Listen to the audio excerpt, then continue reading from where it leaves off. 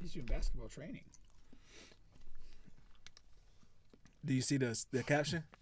No, it just says basketball training. All right, hold on. Let me show you.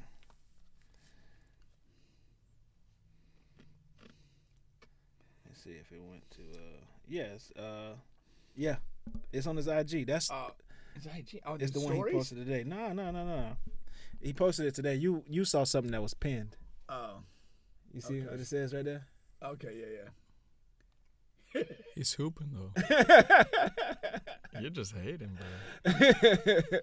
Bro, I have standards. Appreciate you. Play him 1-on-1. That's not Nothing to gain from that. I'm not a one-on-one player either. Yeah.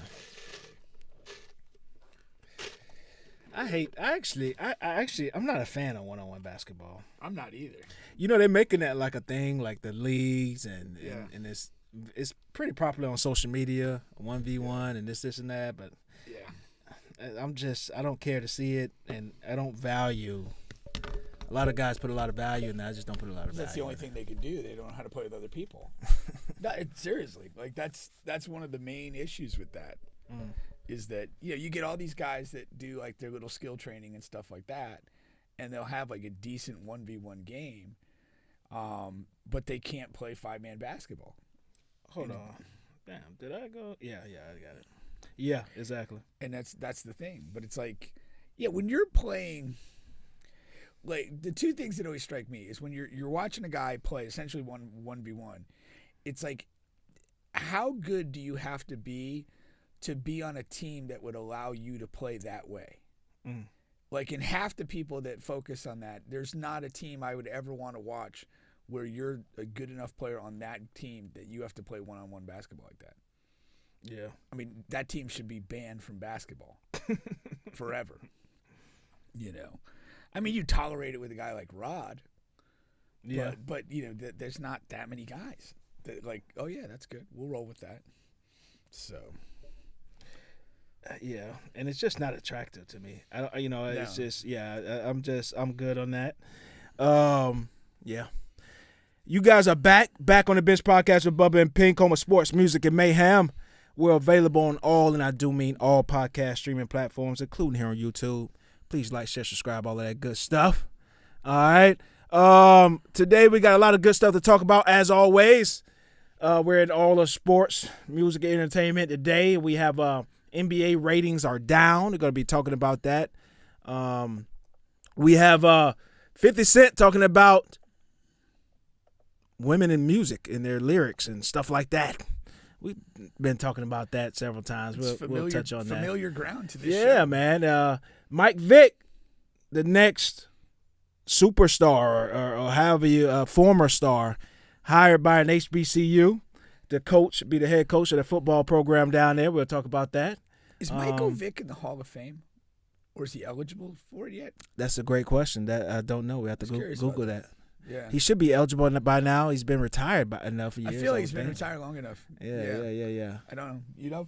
No, I don't know. Yeah. Well, it only takes 5 seconds. Mike Vick. And not yet in the Hall of Fame, but he was nominated for the 2024 Hall of Fame. Well, you always criticize me for being too lenient with the Hall of Fame, but Mike Vick is a Hall of Famer.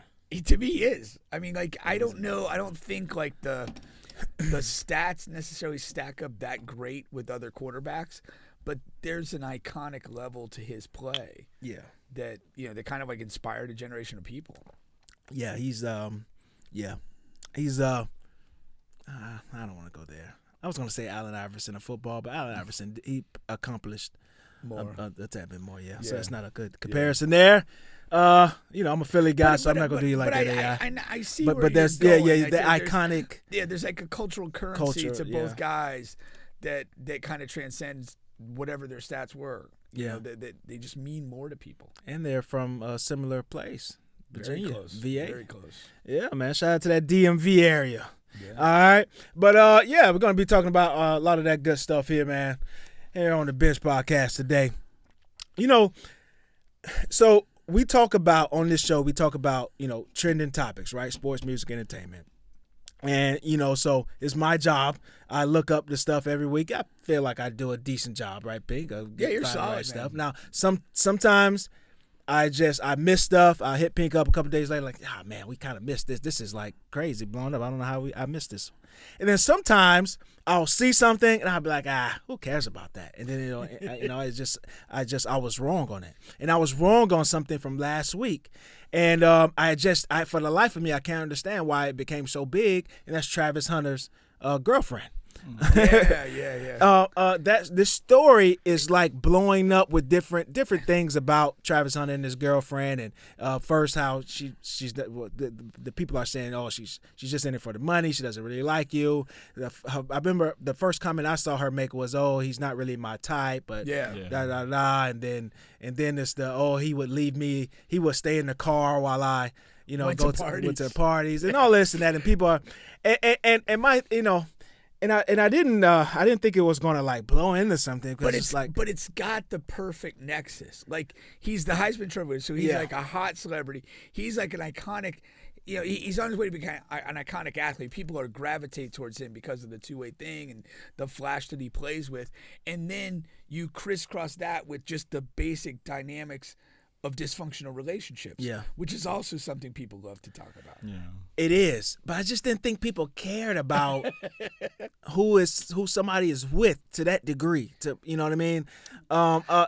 They don't care, but you're basically checking like two major boxes. I understand that because you could have a sports guy's going to be aware of this because they know Travis Hunter, and then a lot of like non-sports people are going to be in it because maybe they empathize with the female or they just don't like the way the media is tearing down people, and it's just the perfect storm of keeping people engaged. Well, that's a good point because I was thinking about this too earlier. Like, like the girls, some girls I date where they'll say, I know sports. I know this guy.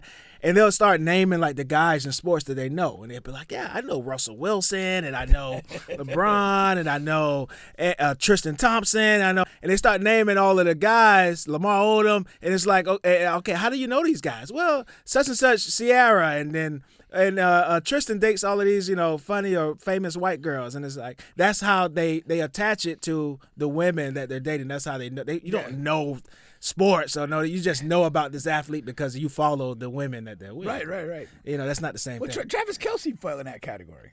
Yeah. For sure. Travis. But even like. He had like kind of even before the Taylor Swift stuff, like he had a thing where like females just liked him. Yeah. Well, he had a TV show too. Yeah. Okay. Well, like The Love of Travis. Oh, I didn't even know. Yeah. And a lot of women started to find him attractive and stuff like that. And you're right. And a lot of women started following him. Because you know what's a super funny Instagram thing is like. You follow like a Travis Kelce or whatever, but like on the likes there'll be people like the first one will usually be somebody that you have in common. Yeah. And so like, but you'll see somebody that like has no idea about sports or anything, and they're like the first like on a Travis Kelce post. And I go, what's going on there? Yeah, no, that happens all the time. Your sister did with Marcus Rashford one time. Who is Mark? Don't expose it like that. Don't expose it like that. That's crazy.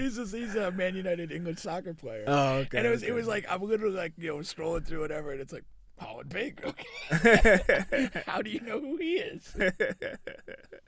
Well, a long family soccer line. What you think about that, man? About the. Not about Holland, but about Travis Hunter's girlfriend, about how it's trending in the news. Like, people that's just something people flock to. That shit was crazy because I just looked into that like a week ago because I guess they had a fight on the sideline that kind of went viral like a week ago. Yeah, that too. Which is, I think, why first and foremost it was kind of big. Mm-hmm. Yeah. But then like people started digging up like the old videos they made together, and then she was saying stuff like that, like, "Oh, I go to a party and he just has to wait outside in the car." And then also the thing about the type thing was crazy because she also said she dubbed him and like didn't respond to his DMs for like 2 months because he tried to hit her up. And then like 2 months later, all of a sudden she wanted to like talk to him. I think that's crazy. Like when she found out who he was. You don't got to tell me twice. Like if you dub me for 2 months or like a week or like a day, like I get the message. I'm not going to try again, but 24 hours and out. Type of shit, I mean, he's silly for that. I do feel like like to me, what's interesting is the more we learn about this, the more like dysfunctional and toxic it becomes. It's just like, this chick is a mess. Like, get the fuck away. Should a guy care about that though? If you're him, if you want, he's whatever, 18, 19, 20 years old, 21, however old he is, he just wants the baddest thing around in his mind. Like, she ain't all that. At any cost. I mean, in his mind, she is. But also, like, it's a good point, because I think like they met in high school, and what I was talking with my friend is like, okay, maybe that was like the baddest girl in his high school, so he's always gonna see her like that. Yeah. And that's why he's kind of like, okay, now I got the girl that everyone wanted back then, or I always wanted back then, so now I'm gonna stay with it. But like, yeah, at this point, he's gotta. I think everyone's worried because they want to help him. It's like coming out of a good place from most of the fans that they want him to like get into a positive situation. Especially when he's about to get that bag. But he seems like a genuinely good dude. Yeah. Like, he just really does. I saw like a hysterical little video today. I guess he pulled up to like a bull riding rodeo, and they kind of like, I guess there's a young promising bull rider, and like they introduced him. He was getting interviewed by the regular bull people, and then Travis came in and they shook hands, and the dude was blown away. And then after the guy did his bull ride, he did the Heisman Trophy and pointed at Travis in the crowd. Like, he just seems like a cool dude, like a good person. And on some level, I don't think you want to see anybody that you feel is a good dude, get done wrong. Right. Now, one thing about the high school, 10s in high school become like 7s in college. And for real. Once you get around, like, maybe 6s. And once the demographic change and more people is in the school, that's just like, that's just natural statistics. It's not. Yeah, no, it is. The pond gets bigger. You know what I mean? Yeah. The pond becomes an ocean. So, so it's a little interesting that, he didn't find someone to latch on to. But like you said, he just has that, that infatuation that he had in high school is just carried over in college, yeah. No, I think that's a great take, but I do think, like, you got to, as you're moving up these levels and being in different situations, and I'm not even saying this from the perspective of just finding hotter women. It's just like, you're moving in a place, and you got to have the right people behind you, and she might not be the right person. I mean, it started like the final home game of Colorado. You had a great game, and on the sideline, she appears to be pouting about something. It's like, if you're gonna be with somebody in the public eye like that, like, take care of that at the house. Even if something's wrong, like, just take care of it at the house, because you do it in public, it becomes this. You do that behind closed doors, you have a chance to manage the situation, work it out, maybe decide it can't be worked out, but you can't behave that kind of way in public. And then there was like another video this week of he was like taking pictures with fans, and she's kind of acting all snipey on the side. It's just like, if you want to be around this man, this is his life now. Yeah, he was it like, ain't gonna go back to anything else. He was saying how he's gonna sign like every signature he possibly can. Like, yeah. You know what I mean? That's just gonna be his thing. And then also he was on the podcast with the guys, the former NFL guys, and he was saying how he's gonna propose to her like right after the draft. You know what I mean? And man. She already knows, and he has the ring, and this and that. And, I don't want to see it. We lost one. We lost one. We lost one. We lost a good one. Yeah, we did. He'll be in the gym in a year. Hey, I mean, if he can get this resolved and get the divorce over before his first real NFL contract, who knows? He's not married yet. You don't need the divorce. You just need the deuces. If his mind is already made up, he has 4 years for this. Somebody's got to unmake that. He has 4 years for this to go down the drain. That's 4 a years. decent enough time. Your first NFL contract is 4 years. Oh, the rookie deal. The rookie deal. Don't let it get the extension. Don't let it get to the extension is my point. Like Eric Spoelstra. Yeah. Spo's a legend. There you go, just like Spo. The team collaborated. Before the real money comes, man, get this figured out. Hey, I'm not his biggest fan, but Travis needs to take a page from Russell Wilson. What's that? Remember the crazy white girl that was at draft day? Oh, yeah. I thought you were talking about raising somebody else's kid. Yeah. No. That could have went like, No. He had the crazy white girl that had that maniacal face, and he got rid of her. Yeah. Upgraded to Sierra, who's got her own money. Yeah. Even if it's another person's kid, like, she's got money, so you're okay. Yeah, you're okay. You know? okay. Takes a lot of stress out of the situation. It really does. So, It really does. Travis, listen up. I thought that was definitely interesting. You're going down a path from which you may not recover. Now, aside from that situation, now Travis is standing firm on he's a two-way player. He's been that way since the beginning of football career, and he's going to end that way. He's telling NFL coaches, and he's already having these conversations, and that's what he's going to go through the draft process. What do you think? He wants to play both ways. That's what makes him special. That's absolutely what makes him special. I don't want him to be put on just one side of the ball and do an occasional, special package of plays, like basically like what Deion had in his career. Yeah. I don't want that. I want him to give him the opportunity to do everything that he can do. And if he fails, he'll be doing what he intended to do. That's fine. At least let him do. I mean, maybe a couple years into the career, maybe there's a decision, hey, let me just focus on offense or defense or whatever. But this is what makes this guy special. There's not one Travis Hunter fan of him as an athlete and a person who wants to see him play one side of the ball next year in the NFL. That's not interesting. That's not what this guy is. And I'm proud of him for being like direct and saying, I'm here to play two ways. If you want to draft me to do what I do. Yeah. Don't draft me to do something else. I hope he continues to stand on that, and I hope some GM, front office, coach, team has the balls to do it, to let him do it. Yeah. It's a little dangerous, though. Like, all those reps, you can get injured. I think that's one problem. And then it also depends who do you have in the positions. Like, do they have two good starting cornerbacks? Do they really need to put him on that side of the ball? I see him as a receiver. I think that's why I saw him make more of the freaky plays. But it's a little raw, obviously, the route running. But, like, just getting a hand on the ball and winning one-on-one matchups, I thought he looked better at receiver. Yeah. I mean, when you follow the money is with the receivers in the NFL. Yeah. I imagine you have to classify his position. Now there are a couple of guys when you look it up. I'm not sure when you follow the pay structure, but like the Taysom Hill in New Orleans. Yeah. Like when you look him up on Google, it says like halfback, tight end, quarterback. Like you know what I mean. So yeah, it's the well. I mean, Cordell Stewart back in the day was a slash, quarterback receiver. Yeah. But for him, I do think corner is the best and safest position for him.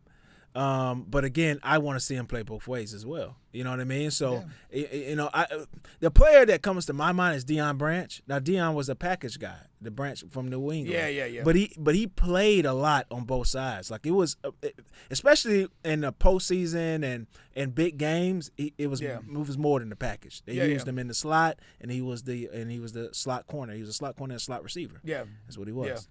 Yeah. I would like to see Travis do that. Yeah, no, that's what I'm rooting for, and I'll be disappointed if anything else happens. Yeah. And I mean, the danger element, like, I get it, but it's dangerous to play football. Yeah. Guys get hurt every game. Guys get hurt every week. If that's what you're basing it off of, you should probably play golf.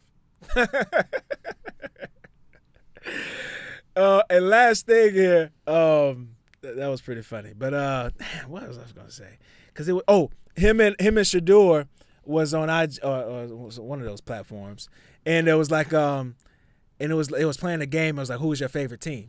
Travis asked, "Okay, who's my favorite NFL team?" And Shador was like Jacksonville Jaguars, and they both had a laugh about it. Yeah. You know what I mean? I just thought that was funny and interesting that they, had that because Jacksonville. So what I took from it is that Shador knows Travis does not want to go to Jacksonville. Right. So that's the part of the joke. Yeah. But that's a high possibility. Yeah.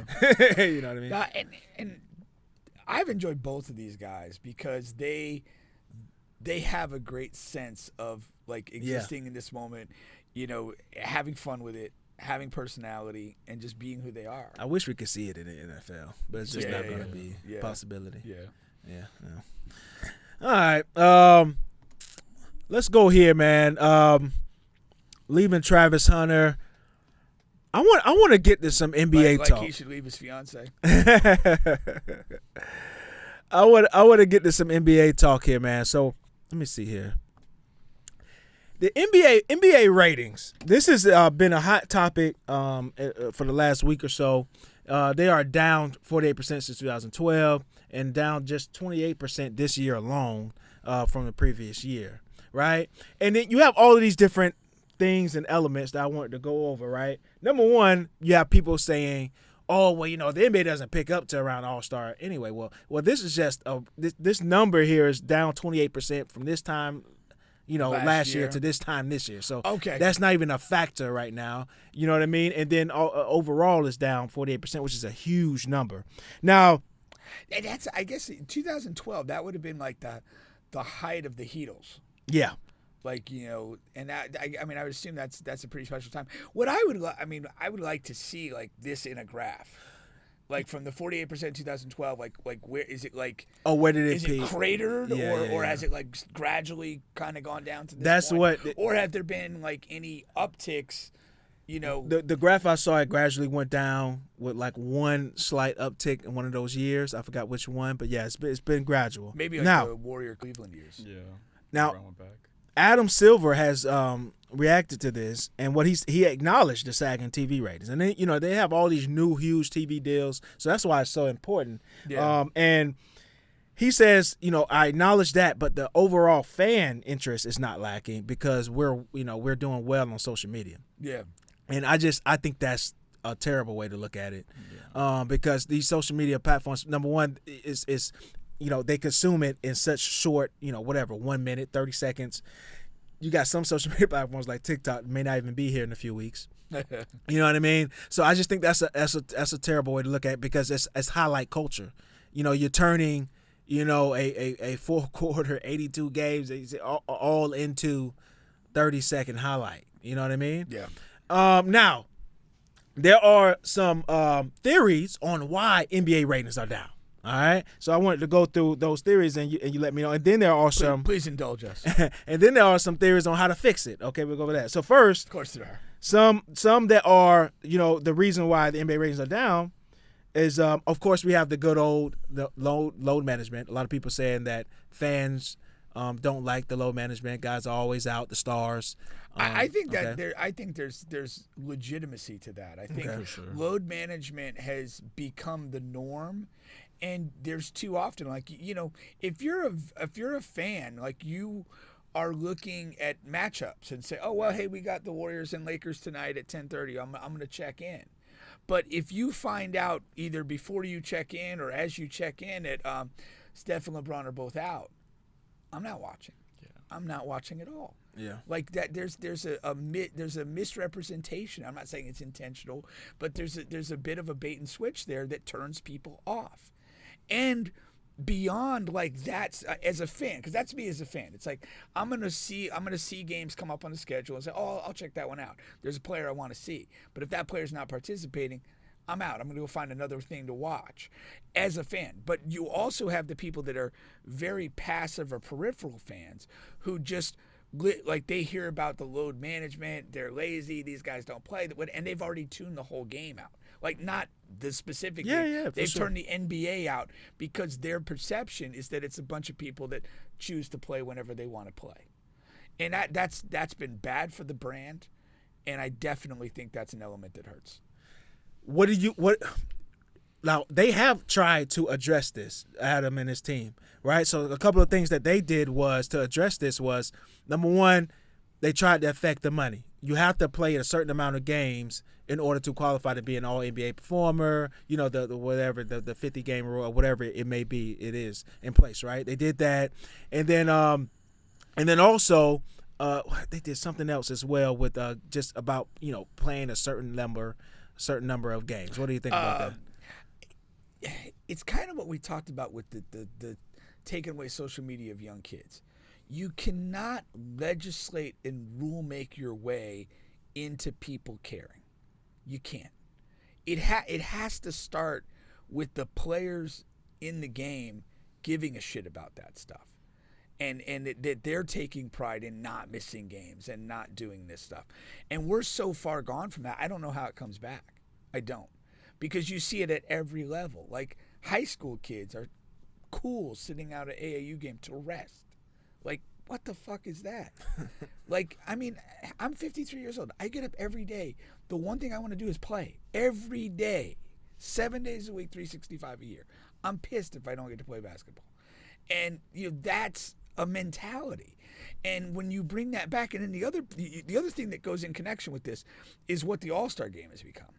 Because again, that's something that well, we're getting to that. Yeah, but it's all connected because like you have this thing about guys sitting out not wanting to play ostensibly, and then one of your focal points of the season, the All-Star game, you put a lot of energy and advertising and commercialism into it, and it's just a miserable game of people not caring. Yeah. And there is a very real perception that the NBA players don't give a shit about much. Mm. And you can't be successful that way. No, for sure, 100%. Now, another reason or complaint that NBA fans have is way too many three-pointers now in this era. All right. Now, the numbers are staggering. You're at the out of all the shots taken, you're at about 38% of shots in the NBA right now are three-pointers taken. That's like incredible, leap over the years past. All right. And the ring leader, the problem I think that the NBA has with that particular issue, if the fans don't like that style of play, is that the best team in the league is the ring leader, Boston Celtics. I mean, they damn near lap the field in three-pointer attempts. Yeah. Okay. And if they're going to be the premier team that's winning, how can you fix or change that? Because right. that's their formula, and we all know in every sport. Well, I mean, I know NFL and NBA. I mean, football and basketball in particular. Once one team's win, the rest of the league becomes copycat. They have to chase the guy at the top. Yeah, you look at this. Whether you're in the Eastern Conference or in the Western Conference, you're like, going into the year, it's like, well, how do we catch or beat Boston? Like, what type of roster do we need to beat that team in a playoff series? And that's where it begins. Yeah. Like you got to beat the top team. You got to have an answer for that. And years and years ago when it was like the Lakers with Shaq, like you had to have a way to deal with that to compete. Teams were putting like 3 and 4, 5 centers on the team just for fouls. Yeah, exactly. Yeah. So and it's completely shifted away from that. Now, mathematically, it makes sense. Shooting the threes is a higher value shot.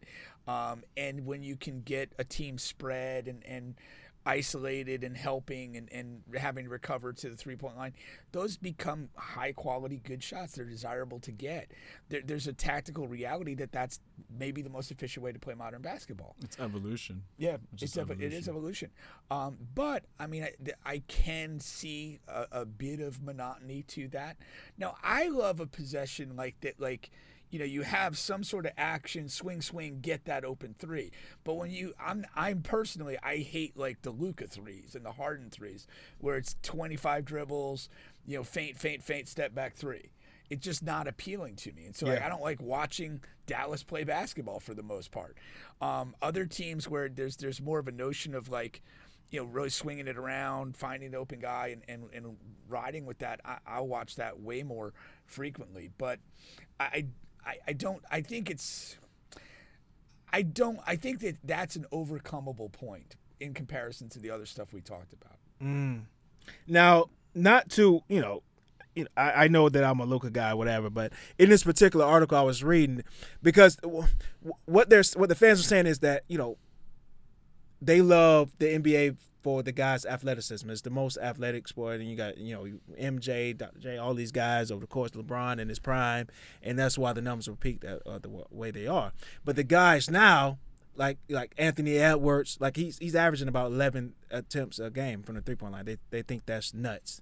Wembanyama, he's almost at 10 a game. They think that's like nuts for a guy 7'7" to be shooting 10 threes a game. Yeah. And it goes on and on. Even LeBron shoots a ton of them now. Yeah. And so what do you think about that? Is there, because now about the threes, here are some theories on how to stop that, right, or how to fix that. Number one, the most ludicrous idea that I've seen literally 1,000 places, they're saying to take away the corner three. There's some really smart guys who are talking about this.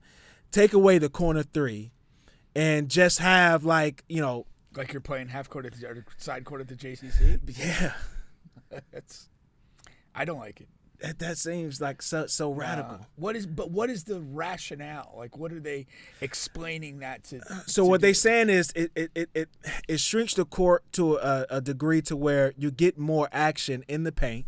Okay, and then if you're going to take a three, of course you have the middle and the hashes, and everything else has to be mid range and in the paint. You're forcing guys to do that because so many of the non-shooters, like shooters that wouldn't have been shooters in whatever 10 years ago in the yesteryears, they're stuck in the corners taking whatever 6-7 threes a game. Yeah. So if you take those guys, would be relegated back to the paint and mid range like KG mid range stuff like that. Because you still ultimately want spacing, and even if you're not, you won't have it, and you won't have that level of spacing anymore.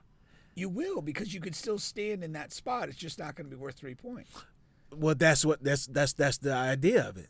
But those guys would take less of those shots if they're not counted as three. That's the idea behind it. I think it would be like when you play at the JCC and it fucks the game up because you still, instead of trying to get high quality shots on this full band of shooting area, now you're concentrating the band in this limited area, which just creates more congestion in this spot on the floor that's not the paint. You're still going to be trying to cycle through and find open people here because that's the highest value shot. The value of the shot doesn't change because you take part of those shots away. You still want the high value shot up top because that's your three. Here goes another one. Set a number of threes each team can take a game. Can't do that. Can't do. That's idiotic.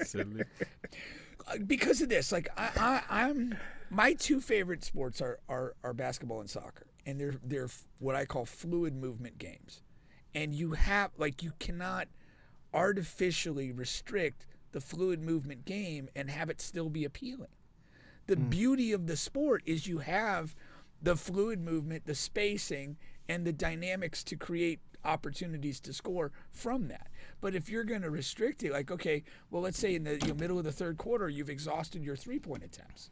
So now you've got to just bludgeon the ball down low for, a quarter and a half. That's horrible. Yeah.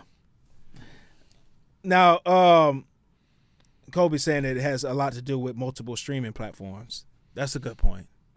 You have a lot of a lot of different streaming platforms, but even though that's a good point, as far as if you're singling out, like ESPN numbers are down, but they are counting everything. Now it's hard to I imagine it's hard to count the illegal streaming numbers. Well, I was gonna say I'm not well versed in that, but like from the Cut the Cord crew and the people that essentially rely on illegal streaming, if that data is not into this, I think that there is a buffer to these numbers because there is a lot of people that's their main force. And I don't know when they're giving us these numbers, are they able to calculate those people one way or the other or not? But you could have essentially like a silent mass of fans. The problem with that though also is baseball numbers are up since they made changes. Like they saw a significant uptick. Yeah. And NFL never changes. Yeah. So like you can't just say the illegal streamers only watch NBA. Yeah. And then soccer numbers are, what they are. Yeah. All right, now my thing is two things I think that could fix this because I'm with you. I think all of those things just doesn't work. Yeah. I think there's just really smart guys just coming up with BS. There's two things here that's the issue. One, I do think they should go down on the number of games. For sure. I think going down from 82 games fixes a lot of things. I think it fixes the load management, even game strategy, and this and that. I think it would help with injuries. I think it'd help a lot with a lot of different things. And also people wanting to play. You know what I mean? Like you need to play if it's important. If the game 22, like, you know what I mean? Like, well, that's where you go with football. I mean, you're not going to go to 17 games in the NBA. Right. But football, the games are like each game is so significant. It matters. And so you can't. If Pat Mahomes can hobble out there, he's playing this week. He's dinged up and he needs to. Yeah, because Buffalo is right there. Yeah, that's reality. All right, now that's one thing. The second thing is not really a resolution. It's really just an observation. They don't have they have a lot of good players in the NBA. There's just not that next generational star. I know we wanted it to be Wemby. It's not. We at least right now. And there's and all of these guys are good players. Anthony Edwards, my guy Luka, the guy in Orlando, whoever you like is a good player. Jason Tatum. They're not that next guy that can carry a league. There's not two guys that have a, whatever, the Larry Magic thing that can. None of these guys can carry a league for various different reasons, and that also hurts. There's not one guy that people just want to tune into. People now, they're liking teams. They like to see Boston. They want to see they like to see the way teams play, and that's just not as attractive as that one bona fide superstar. That's whether I want to see him lose or I want to see him win. Yeah. No. A couple things. I agree with that point. I think that, but nobody's filling a void until you have like a champion. You can't get there without being a champion. Yes, you can. No, you can't. LeBron was there in day one. No. In year one, No, LeBron wasn't. was there. No, he Oh wasn't. man, you are sick. No, he wasn't. You are sick to your No, he stomach. wasn't. LeBron was there in No, he year wasn't. one. Was he a great player? Yes, but until He won, had the league. And I want to make sure I'm saying this right. I'm not saying he was the best player in the NBA. I'm saying he was the superstar that the league that put the league on his back. The viewership, the numbers were like there in year one for him. His first game was televised on ESPN and it broke records. His first game. I get that. That's not, before we ever seen him dribble. That's not really carrying the league though for me. But that's what this is. They're saying that the numbers are down. Nobody cares about the NBA. Nobody's watching. What I'm saying is people wanted to see LeBron in year one. And that's LeBron. That's like a fucking. It's like a meteorite. I get that, Yeah. and that's part of the thing. But for anybody to step in and fill that void, I think you've got to get to championship level play. I disagree with that. Yeah, I don't. Yeah, because I think Jordan got there before that. LeBron got there before that. Their argument could be made that it took, but Magic got there so early, to where you know what I mean. Now there are instances because like Magic and Bird started the modern era, as it were. Yeah, and they got right to the playoffs, right to the finals, and battled each other a couple times. Yeah. That set the standard. As they were going out, Michael came in. Michael came in when they were still the draw. 87, 88, you have, Celtics and Lakers are still the title draw. But Michael was a draw as well. No, I'm not disputing that he was not a draw. I get that.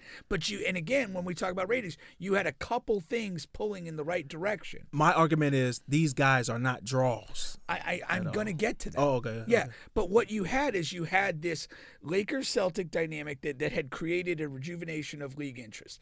Then you had the individual stardom of Michael Jordan. And then you had the transition. As the Lakers and Bird and Magic all kind of faded out, they faded out to Michael's first title was against Magic Johnson, going downhill. And then you have like a torch being passed.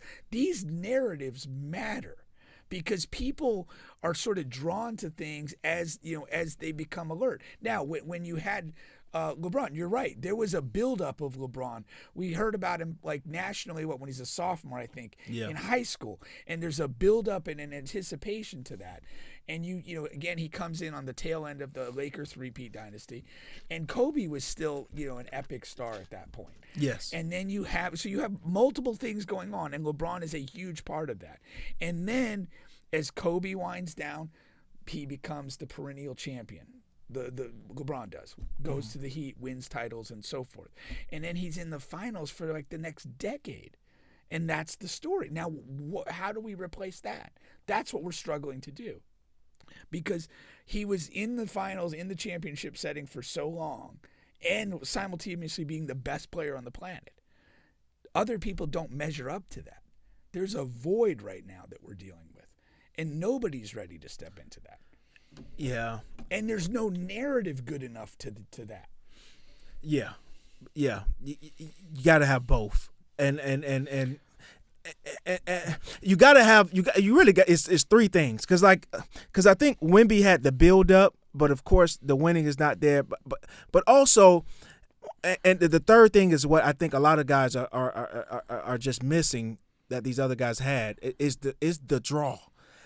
like nobody is appointment viewing. Like, you know, when ESPN when they do their commercials and it's like, you know, Giannis versus Shea, yeah, and in the Cup final, you have to watch this. I'm like, you know, if I'm free, I'll watch it. like, you know, and Giannis is a good player. Shea's a good player, but I just. Yeah, no, I get you know what I it. mean? And I think a ton of other people who watch the NBA they feel like that. That's real. And like, who wants to support Jason Tatum? Like, most of the time. Why is he such a focal point for hatred? I don't know, but anybody. I feel the same way. I get your point. They need to be consistently good. They need to consistently make finals and championships to start to make that narrative national. Like if Ant was able to be in the championship multiple times, we'd really fall in love with him. But he's inconsistent with it. But I think there has to be a lot said that there has to be a person that can carry the narrative and can be like a story, and also have this like, because LeBron was a villain in the NBA for a little bit. Well, it was, you go through the cycle. All great athletes, you come as the phenomenon that everyone just wants to see. Then at some point you became the villain that people don't want to see lose. Tom Brady, and then Mahomes, you're kind of the end part of your career is usually like kind of a late appreciation phase. Oh man, we're gonna finally miss this guy. Yeah, like that's the classic sports hero. But like arc. Jokic is an example of someone that did have that success, but he's not catching any eyes because his personality is so boring. Yeah, but he was that successful. I agree. Couldn't even get there though. I agree with you because there's a lot of stuff that comes together. Like, and you can go down the guys that are contending guys, and there's a reason. People almost unnaturally dislike Jason Tatum. I mean, I get he's not perfect, but like a lot of people really don't like him. Anthony Edwards appeared to be on the rise. They had the run last year, but right now the reality is the team has regressed, and they don't feel like a team that's going to go on another run right now. Luka is individually boring to a lot of people. Mm-hmm. And when you compare, you know, like statistically, you could put his numbers up with LeBron probably offensively, and it probably look great. But he doesn't play the game in the same athletic, captivating way that he does. He doesn't do anything defensively that you're like, wow. And so I think you need that athletic capability to have that draw to conjure up. I don't see anybody that has had Wemby is looked at and will always be looked at as essentially sort of a freak. He's not relatable. You can't go to the park and pretend to be Wemby. It's just not possible. You're not that. Like, nobody's that, you know. And there's a relatability. Although Shaq was a draw. He was a draw because he was a huge personality as well. I mean, a dominant player. And there's another thing. There is, and this kind of goes to connected to athleticism, but there is something about domination that resonates with people. And Shaq, like, literally battering people in just a deep physical sense. Like, that draws people. People want to see That's that another in some thing, way. though. All of these guys that we're talking about dominated. No. Like, physical I understand. domination. Shaq is understand, but I'm talking about, like, dominated the league. Like was always Who top are you 3 talking MVP. about right LeBron, Michael, Yeah, Magic, the true greats. Larry. The true, yes. I'm talking about the guys who carried the league. For sure. Anybody you put in that conversation. Yeah. And that's another piece to it. None of these guys are have any level of dominance over a stretch of period of time. Like, yeah, they may do it in the playoff series. Yeah, Giannis did it in the finals that one time. Yeah. And Jokic had a good run. You know what I mean? But, like, none of these guys are consistent. Jokic does have that to a degree. I'll back up a little bit. But he's boring. But he's really boring. He's boring. He's really boring. Like, you're not, like, you. And he doesn't care. He gives you an attitude he doesn't care at all. Yeah, he doesn't care. Yeah. You know what I mean? Yeah. And that's another thing. The NBA is in I don't know. I don't see an avenue to I don't see an avenue to really make this a lot better with the group of guys that you have. And the money is so fucking it's so crazy to where, like, when you get into, like, things about the All-Star game that we're going to get to in a second here and wanting to get guys to get out of this low management, it's like, they're getting paid so much to us, like, why should I change anything? I don't know. Like, you're paying me $60 million a year. Well, what we're talking about now, like, what was so refreshing was the Olympics. Yeah. Because you saw the best of the best, and they cared. Yeah. And they had trouble. You know, they're down against Serbia, and you saw the best of the best, like, look defeat in the eye and say, That's the not last. fucking tonight. That's the last meaningful basketball that I saw. No, but that's what it took. Yeah. Like that. Like it got to a point where there was, it wasn't about money. It was about winning. For that sequence of games, and that was undeniable. You're not going to forget seeing that. Get the bag crew. They hurt the NBA as well. I've said this forever. Fuck the bag. Like, it just is what it is. If you prioritize every career move on where you're going to make the most money and have the most financial security, you're not really about winning. Yeah. You're not. He said, Kobe said it could have been Zion, but he ate it away. I knew that guy was going to be dog shit when he was in high school. You did. You called it because of the way he walked and stuff like that. And you called it with a couple of other guys. And he says, Wemby, Luka, Jokic, not likable or American, whichever you prefer to say. There's another thing though too. I mean, this has to be said, like the MAGA cocksuckers. Like, that's not why. That's an element. You want a bunch of black kids in the hood that wear Jokic jerseys? What? You want a bunch of black kids in the hood to wear Jokic jerseys? What are you talking about? Are you talking about the MAGA stuff for the? I'm just saying for the Europeans? there is a segment. No, I'm not talking about the Europeans. Okay. I'm saying when we're looking at NBA fandom, it is perceived as a black league. Mm-hmm. And even the white players are European white players, not white players that grew up down the street from me. And we are in a racially divided country. And we are in a politically divided country. And that side of it is not going out of their way to relate or connect to the NBA. They just don't give a shit. It's not what they're interested in. So the new Caitlin Clark is coming out of college. Maybe he's the savior of the NBA. The women's game. No. What? Cooper Flag? Coop can be the new Caitlin Clark. Potentially. Yeah. I mean, it could be. Yeah. But like we've said this before. Like, or he could be the next Tyler Hansbrough. Caitlin Clark's like popularity was rooted in anti-black sentiment. Cooper doesn't have that. No, I mean maybe if he gets to the NBA final and it generates whatever. That's the thing. But like if you didn't have the LSU final the year before, when people kind of get to be, white people get to be protective of their little white person, it's a different story. It never gets this big. It's a different story. Regardless of what she does on the court. No, for sure. I think that was a good conversation. Now, headed to Kevin Durant. Now, again, the NBA and Adam, he's changing the All-Star game format, right? And this was Kevin Durant's thing on it. I hate it, absolutely hate it. All of the formats terrible in my opinion. We should just go back to East versus West. And of course, now this upcoming All-Star game, they're going to have essentially 3 or 4 teams. I think it's 4 teams, and they're going to do a tournament style. And it's going to be, I think they said 7 to 8 guys on each roster. One of the teams will be the winner of the rookie sophomore game, whatever they're calling it these days. And so they're going to be included, and they're going to play against the other 3 teams of All-Stars. And then they're going to make it tournament style, and whoever wins the All-Star game. You cannot legislate and rule into people caring. You can't. Again, I mean, this is probably a common sentiment among a lot of NBA star guys. They might come out and dog it even worse. They might. If they don't like it. They might. They might. And, I mean, but it's the buy-in. And again, go back to why the Olympics worked. LeBron got on board and he cared. And because he did, other people responded to that. That's when the best guys really care, like it trickles down. I mean, any like okay, good teams are coach led, great teams are player led. That's a real thing. When your best players really give a shit and they hold people accountable to a standard to be around them, you have a chance to be something special. But if the league office is, fucking coming up with strange ways to conduct an all-star game so that people care, it's not going to happen.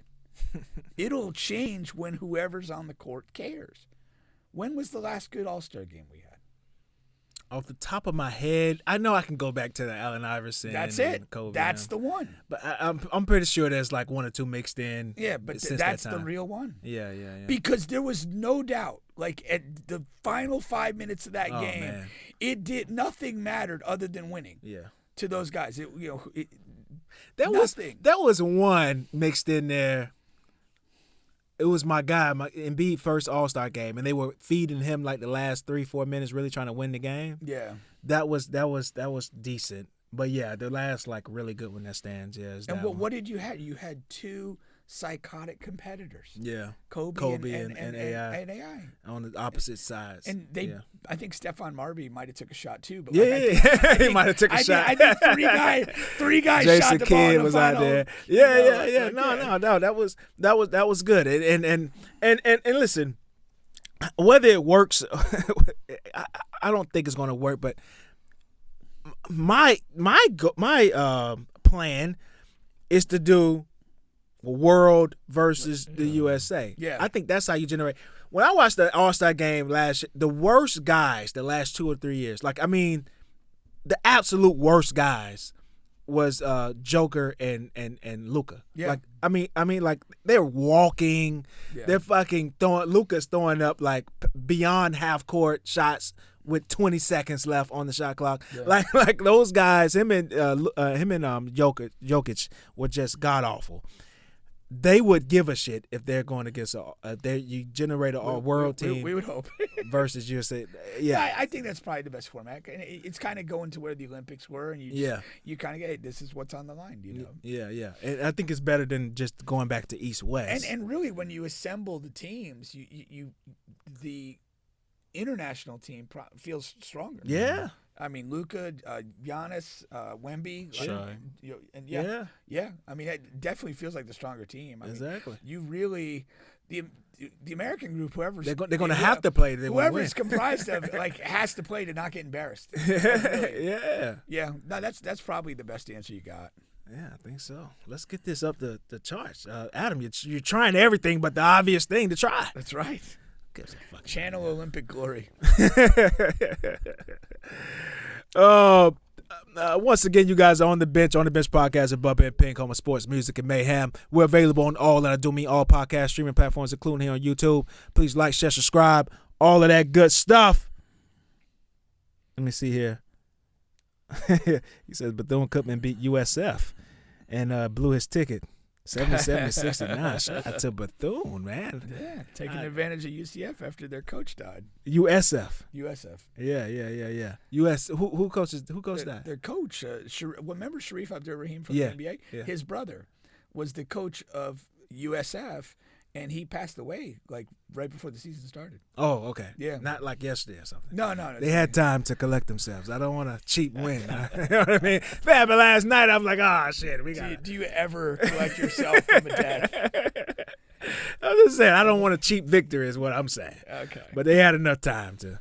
Yeah, you had time. You have to collect yourself. You got to march on. I mean, you know, it take you a couple days, college kids take a couple weeks. After that, man, you got to finish the season. You got to make this tournament, man. All right.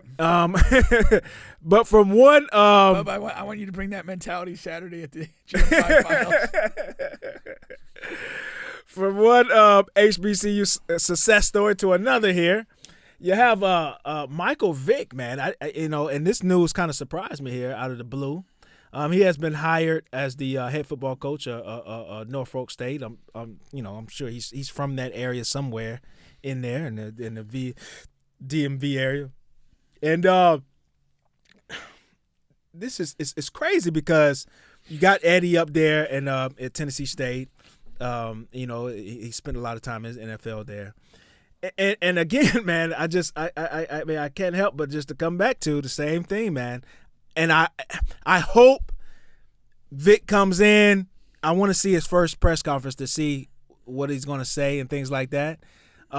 Because, I want to see if he's here for the long run or if he's here to use and abuse HBCUs like the rest of these guys are doing. You're not going to learn that in the first press conference.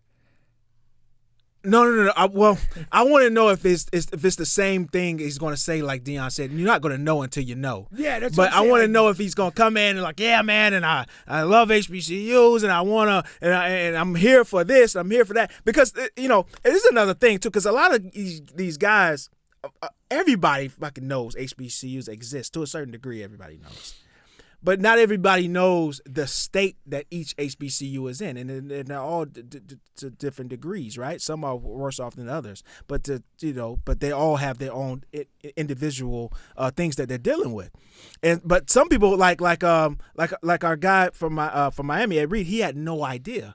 Like, he accepted the job before he even visited the campus. You're talking about the actual coaching candidates, not the sporting public. Okay. Right. So, so number one, I'm hoping, Mike Vick understands what he's getting into before he even, before he accepted this position. Right.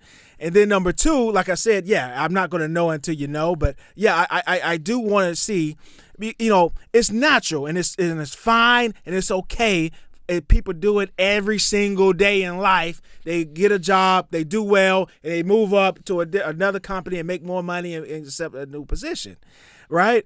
I don't know. Maybe I'm selfish for believing and thinking in this, but if you most definitely are. If one particular company is always the one company that has to hire black people, why don't black people take more care of this one company? I don't know. Am I fucking crazy for thinking that? We're the only ones taking you guys in. Like, and I understand after you use us that other people hire you, but like, damn, like, I don't know. Like, I don't know. Maybe I'm sick in the head. I mean, I understand what you want to say. I mean, all these things are very interesting to me because, like, what has Mike Vick been doing for the last couple of years? Has he been coaching or trying to get into coaching or do? I have no idea. Yeah, I know I've seen him commentating here and there. Yeah. As far as coaching goes, it kind of came out of the blue, to my understanding. Yeah. But if he has been a guy, helping out at a high school or whatever, I don't know. He was supposed to. He did like an internship with the Buccaneers or something for a coaching internship, and then he was about to be the coach of an indoor football team. But didn't work out, and he's like an analyst. But then since he's just been doing so he's kind of had the coaching bug maybe for a couple of years, maybe. So since like 2017, but no experience. That goes stronger into my point. I agree. I mean, but that I didn't know. I didn't know that news. Yeah, but your original point is like, it's unquestionably, HBCUs are creating opportunities for essentially former NFL players that are black to coach. And it is an entry point into the profession that's not necessarily coming anywhere else. So that, I get what you're saying there. Now, the question is, if Mike Vick shows some aptitude for coaching, is he essentially duty-bound to stay at Norfolk, or should he have the opportunity to go wherever the coaching opportunity is best? Yeah, and to give a quick example, but go ahead. The other thing, in any one of these discussions, we have to accept the other side of that coin is, regardless if he's Mike Vick or not, if he shits the bed here, they're going to be happy to fire him. Yeah, and when you're coaching, I mean, like, one of my favorite guys from back in soccer coach, Jose Mourinho, like he's gone through a bunch of different jobs and whatever, but one of his former players ended up becoming a coach at a big club, and then he got fired. And his first call he received was Mourinho going, "Now you're a real coach, you've been fired. Like, you're not a real coach until you've been fired." So this is a highly volatile profession. You either perform or you get let go. And sometimes you perform and it's not quite at the level everybody wants and you get fired anyway. So in that context, I think it's really difficult to put a lot of expectations on somebody to say, hey, we're going to give you a coaching debut, and if this works out, we expect you to stay for 10 years. Yeah. That's just a lot to ask of anybody, because the other side of the coin. If this looks bad in 2 years, you're gone, and we're on to the next guy. Yes, and I 100% agree with that sentiment. That's typically how it goes. Now, on the HBCU level, naturally, they do give you a longer leash. And there's always different reasons. Like Eddie Joyce, he started out, his first 3 years were like really bad. But he did, win that lawsuit and got Tennessee State and a bunch of other state HBCUs a lot of money because they had been criminally underfunded, and he led that charge single-handedly. And I don't know, my understanding is he had a pretty good year this year. This year, yeah. And is there any buzz that he might be looking for another job, or somebody's courting him to to go to a different school? Yeah, I haven't heard of any. Now, again, this is like his first successful year. Yeah. And he's done a lot of great things there. Like I said, with that, winning that lawsuit, having this successful season, and getting some like bigger D1 guys to come in and transfer in. So now we'll see. Now we'll see, and that'll be interesting. That'll definitely be interesting. Now, yeah, but like I was going to say with Vick here. Damn, I lost my train of thought. I had something really good to say. Let's hope you find it. I may not find it, man. I may not find it. Damn, I had something really good to say. Damn. But go ahead. Norfolk State, do you know anything about their pro? I mean, are they typically a winning program, or they've been struggling for a number of years? What do you know? Yeah, they've been struggling. They're middle of the road to struggling, especially as of lately. Especially as of late. So it will be interesting to see. Vick, he is that iconic figure. But a lot of these kids, I haven't seen them play, these, whatever, you walking in a 16, 17-year-old, but I'm sure they know who he is, right? I have to. Yeah. Like, I mean, you're obviously a younger guy. Like,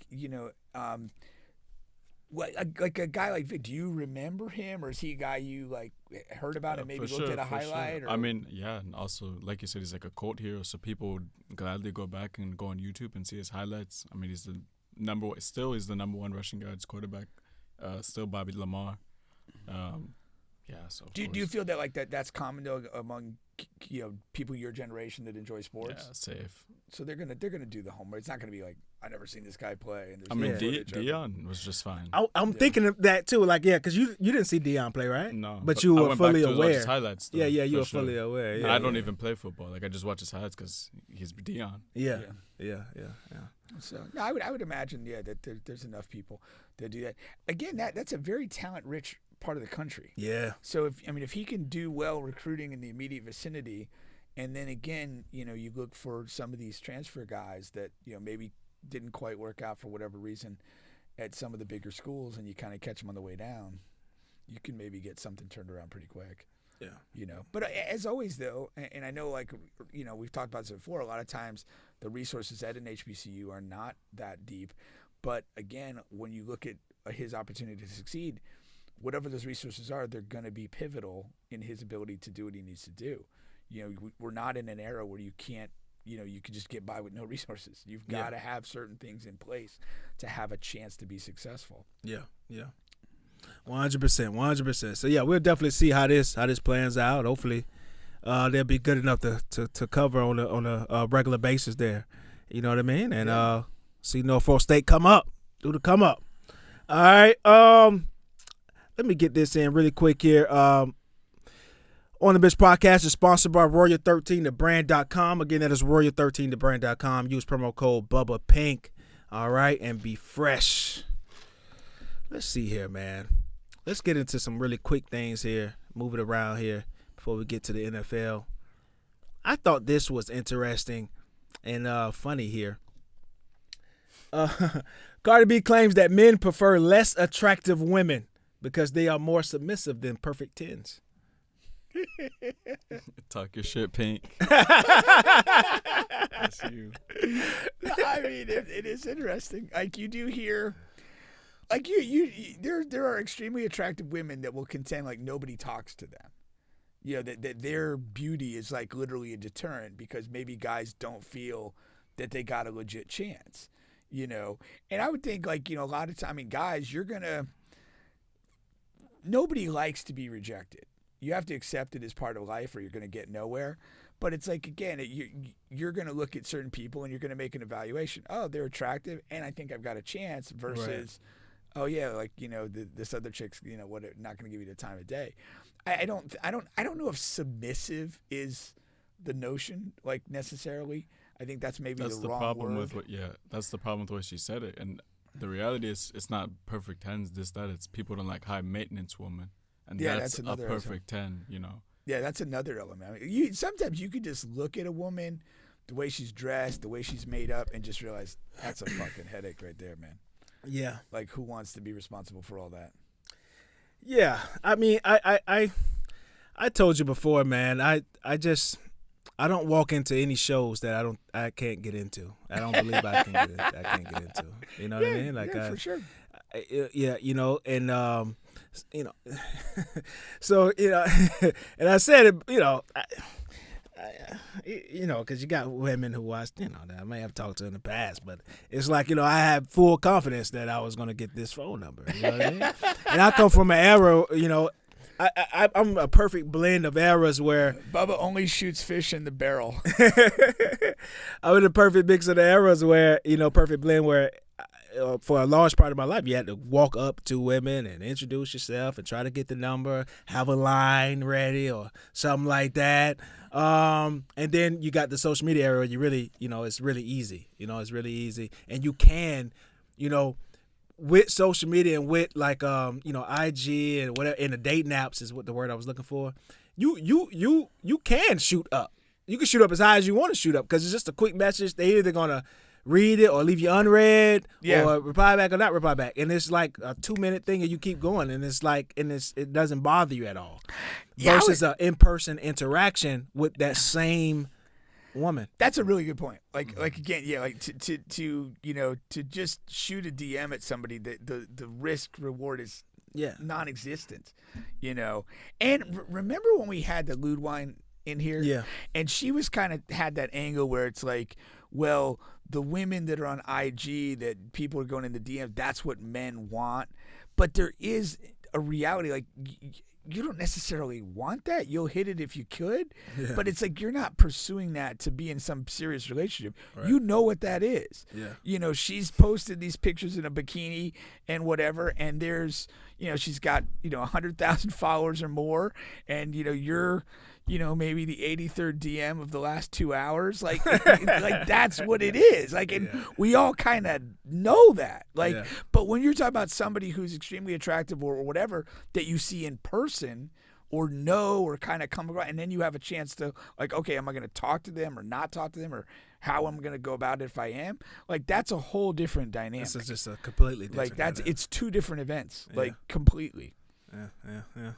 That's a but preseason course, NBA game. It's something said by Cardi B, so it's patently wrong. Fucking moron. Man. Yeah. No, I don't think it's patently wrong. I understand you're saying because it's coming from her. The submissive. It's a decent message coming from the wrong message. The submissive is, I think, a bad take. I don't think that's really it. Yeah. Throwing that word in there. Because here's the thing. If you break this sentence down, claims that men prefer less attractive women. Do you think when she's saying this, she's putting herself in the category of less attractive women? I think she is. I don't think she is. Jason doesn't think so either. Jason thinks she's trying to say that she's a 10 and not a lot of people come 100%. Because she used the word submissive.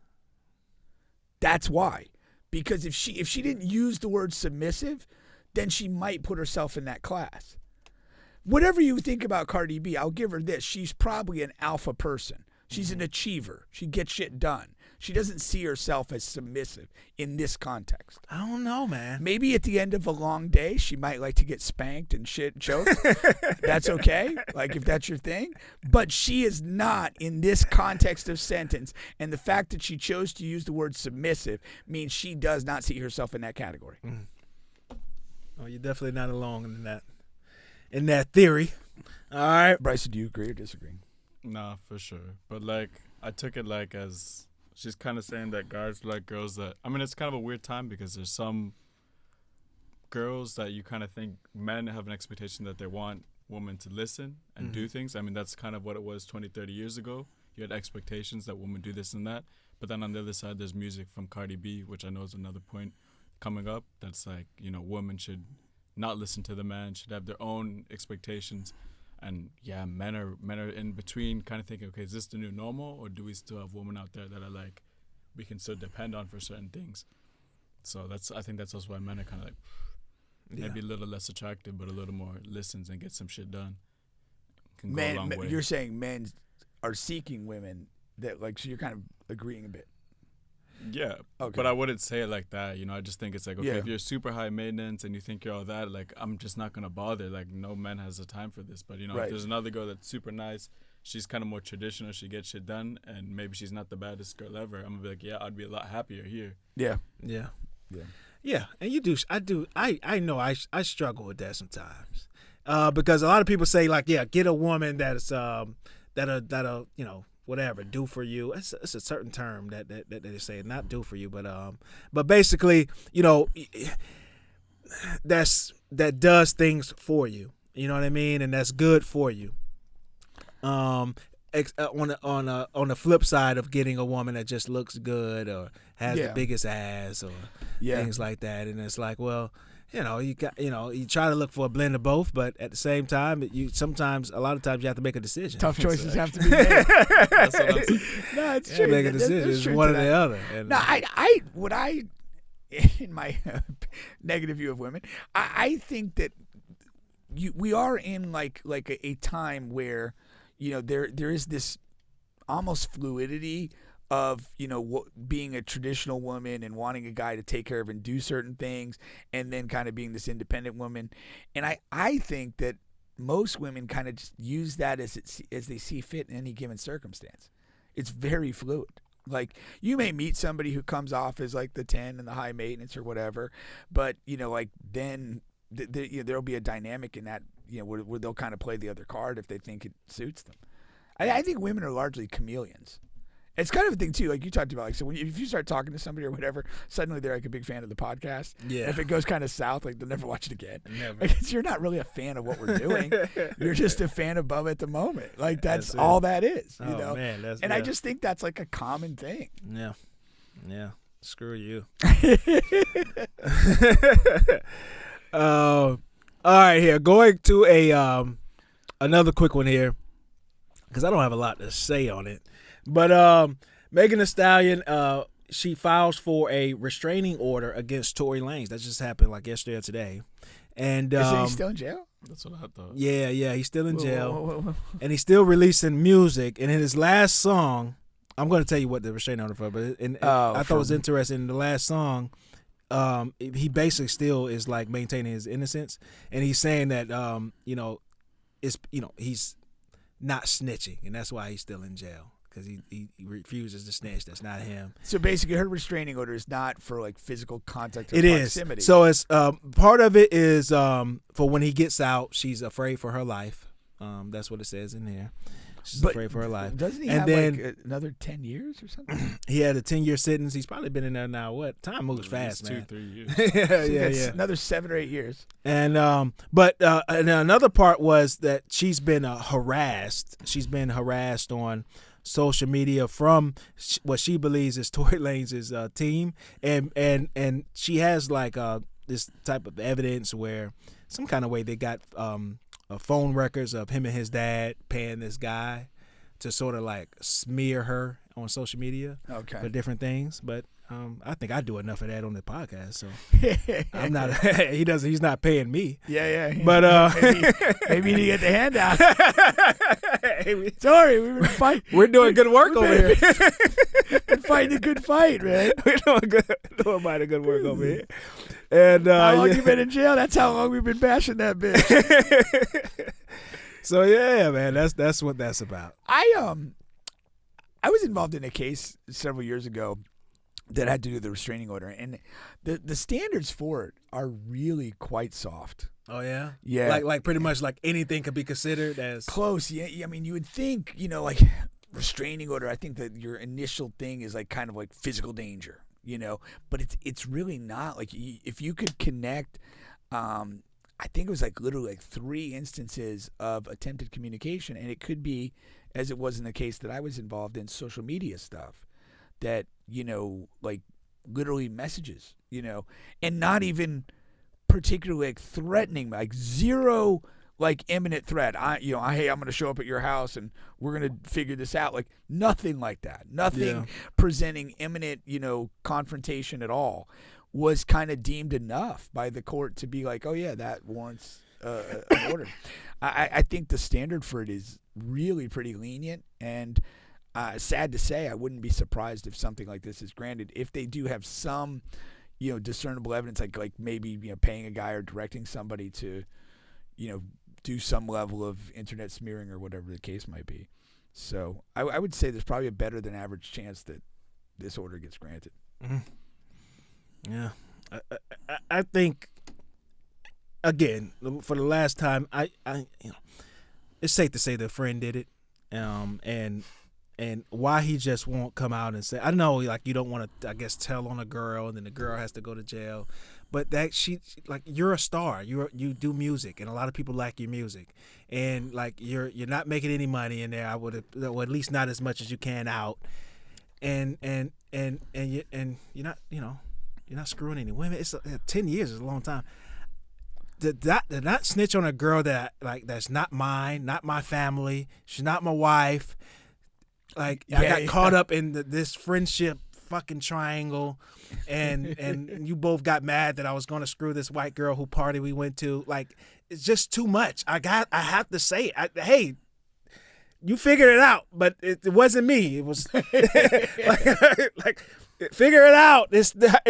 I'm pointing, like I don't know what you have to do, but I'm not doing 10 years. Like I'm just not. Yeah. I'm just not. I know he's not going to technically do 10 years for whatever. I'm not doing 2 years. Not doing time service. Like we're not get me out of here, man. She did it. Yeah. You do the crime, you do the time. What happened to that? Yeah. When I was growing up and I was a kid, that was a thing that was said. Yeah. Woman, man, alien.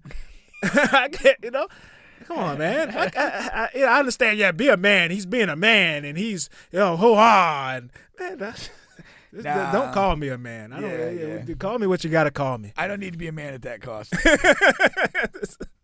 Call me what you gotta call me, man. Price is too high. It's too high. Yeah, it's too high. Man. I agree with that. I don't literally understand why he would do that. And the amount of head that she's going to owe him, the Kelsey girl. He won't even have time. He won't even have time to collect. He's a young guy, man. He'll get out with. Who's to say she's gonna have a long shelf life? Well, there you go. Giving head. Yeah. What is this I have here coming? I thought I had one more. I did. Okay.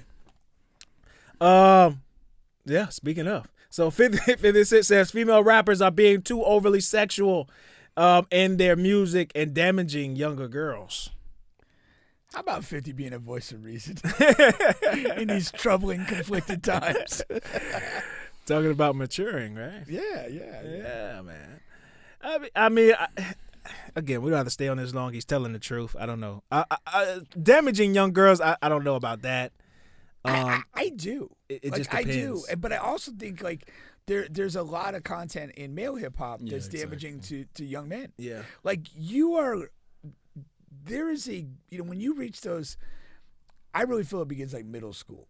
Like you are in a situation of processing the world, and you're trying to figure things out, and you're trying at that time to gain like independence and perspective from your parents, who've kind of probably led the ship up till that point. And you're getting inundated with this messaging of drugs, violence, and, whorish sex. And it's like that appears to be, and you're not that bright, honestly. That appears to be the pathway to adulthood. And, if you get immersed in that, you come out of that damaged. You're not coming out of that clean if you don't have like other sort of reference points to keep that in context. It's this is a stupid song. It's kind of fun to listen to. Like middle school kids, like they're so insecure about everything and trying to find a place where they belong. And sometimes that place is at the end of a penis. I didn't see that coming to that. That really came last minute. It really came last minute. I've always been on the opposite side of that argument. At least it came. I've always been on the opposite side of the argument. I don't and I guess it's because I'm looking at it from me, like my standpoint. Like I don't know. I know people and kids, they look at music, listen to music, and they want to become the music and do everything the music says. And I understand you can look at whatever the prison raids and all of this and that. But I don't know. I don't think that there should be a strong connection there. But I mean, what's painfully obvious is that about the being, overly sexual, for that to be your only content. I shared a Sexy Red and Glorilla. I think were on a podcast or whatever. It was just those two on them. And Sexy Red didn't even know like how to pronounce or what genre was the word genre.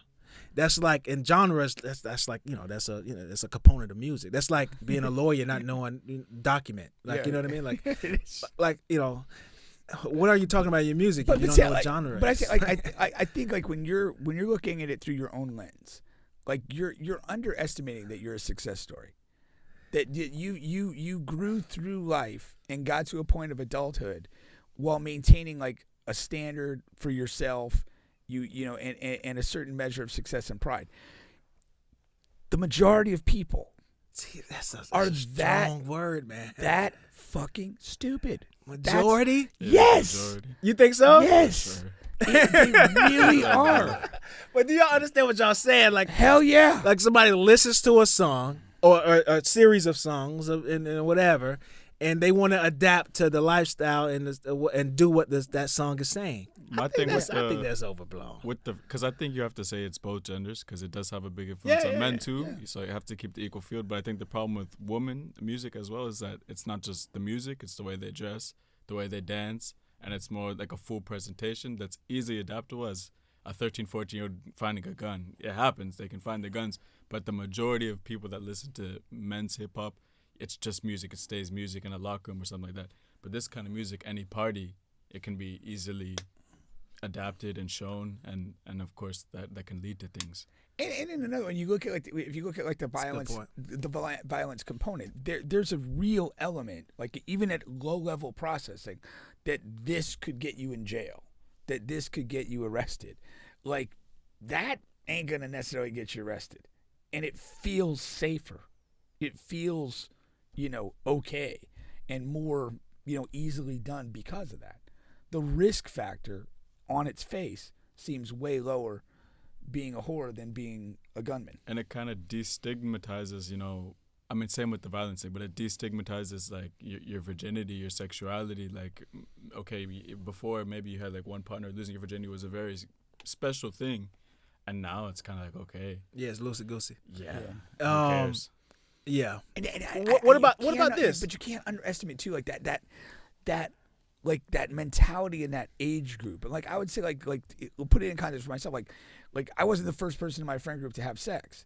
And so like once people started having sex and they started talking about actual sexual experience, and then you're kind of like there and you're kind of on the periphery of the conversation, and yeah, like, for whatever. sure. I was and the then last when you one finally smash, yeah, like, now you're part of the conversation. Like those are little psychological things. Now if you're hanging out with a bunch of your girlfriends, everybody's dressing, everybody's dancing like this and listening to these lyrics, and first 5 or 6 of them start getting active and you're on the outside, like you're gonna want to be like the crew, or you're gonna feel like you're losing the crew. And when you're in those like middle school, high school, like your crew is everything. Like it's how you define yourself. If you're cast out of a friend group, like people go into depression. And it's it's a serious thing. There's such a need to belong to something. I mean, you still have it as adults to a degree, but you kind of balance it a bit more. Usually, you have a balance of other things that you've got other roles that you have to deal with. But like literally, like when you're in school, when you're the age that he's talking about, like you have nothing other than going to meaningless school and being part of a group, having friends, having a clique. Yeah. You guys are bringing me closer to the other side. I can understand. Now, there's two components though I don't think hurts him that much. The dancing, I think, is fine on all levels. I mean, maybe I don't want to say a middle schooler twerking or whatever, but and then also they did provide another avenue for women to get paid. That's why I really resent like my female sisters and cousins asking for money, because it's so easy for you to make money on social media, and then also they got the OnlyFans thing and all of this. Well, tons and tons of men pay to see women gyrate on the screen. But theoretically, these are women over 18. Clothes on and off, huh? But these are women over 18 at this point. I would hope so. But I think what he's talking about I know he's talking the about other younger ones kids. that are not equipped to deal with It's it. not a bad piece, not a good piece of that argument. Yeah, he's talking about impacting younger girls. Yeah, he is. All right. I mean, seriously, like I could respect or not respect a person like once they're an adult, but their decisions are their decisions. Yeah. As long as they're not harming me, like it is whatever. what it is. Whatever. Yeah. All right. Yeah, that's fair. It's funny because that's another thing I was going to say about the Travis Hunter thing is, like I can give two shits of who my friends are dating, why they're dating them, and this and that, as long as they're not like you said, it doesn't impact me at all. Like don't marry a gold digger and get screwed and then have to ask me for $500 at a time. Like, Have you ever had like a close friend and they've dated somebody that was just so bad that you actually were like, God, this is bad. Like, this shouldn't happen. Not that I've had to like go up to him and tell him or have a sit down. But other friends, the thoughts crossed your mind, but you've never. No. Never What been happens to the level that like I want to talk to them about it. What happens is the other friends get together and we talk about that guy. Like this guy. Does anybody ever bridge the gap and let him know? No, because at the end of the day, that's what he wants. If you like it, I love it. But we have to talk about this, like the other guys in the friend group. Like, what about you? Crazy. Have you ever had a friend in a relationship? Yeah, plenty. Maybe because I'm just a hater, but like.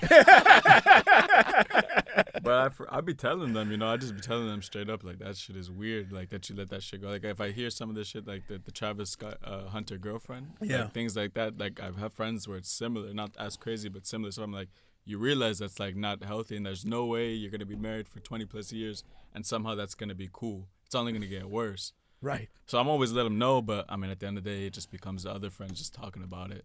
And giving them shit for it, because they're never gonna change. If they were gonna listen, then they would have done it a while ago.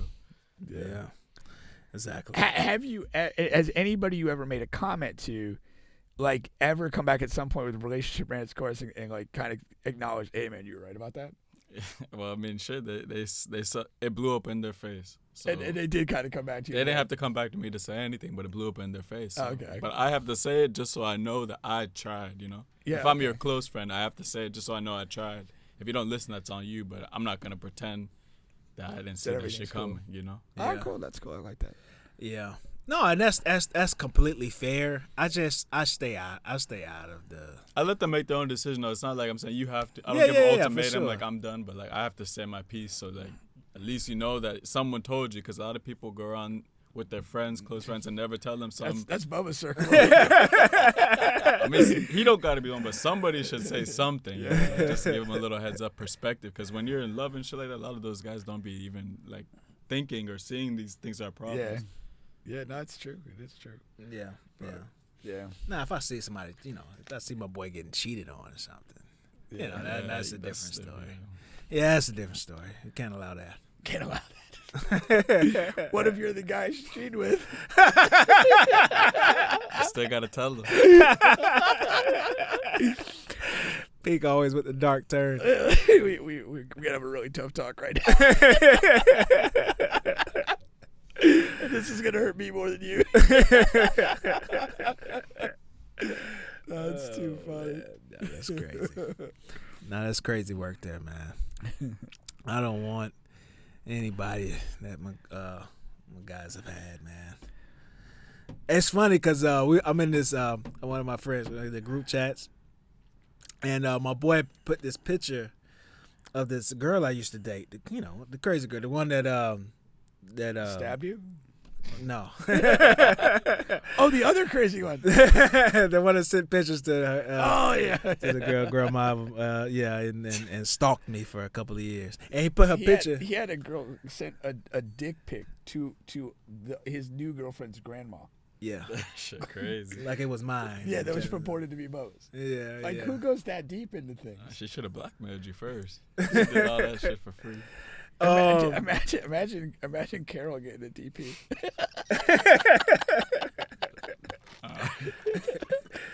And he put a picture in there, and we was joking and things like that. And I'm like, I made it known, like, hey man, any of you guys, you're free to go. Like I don't have any, you know what I mean? No, it would be no ill will. But you really mean that though? Because a lot of people say that.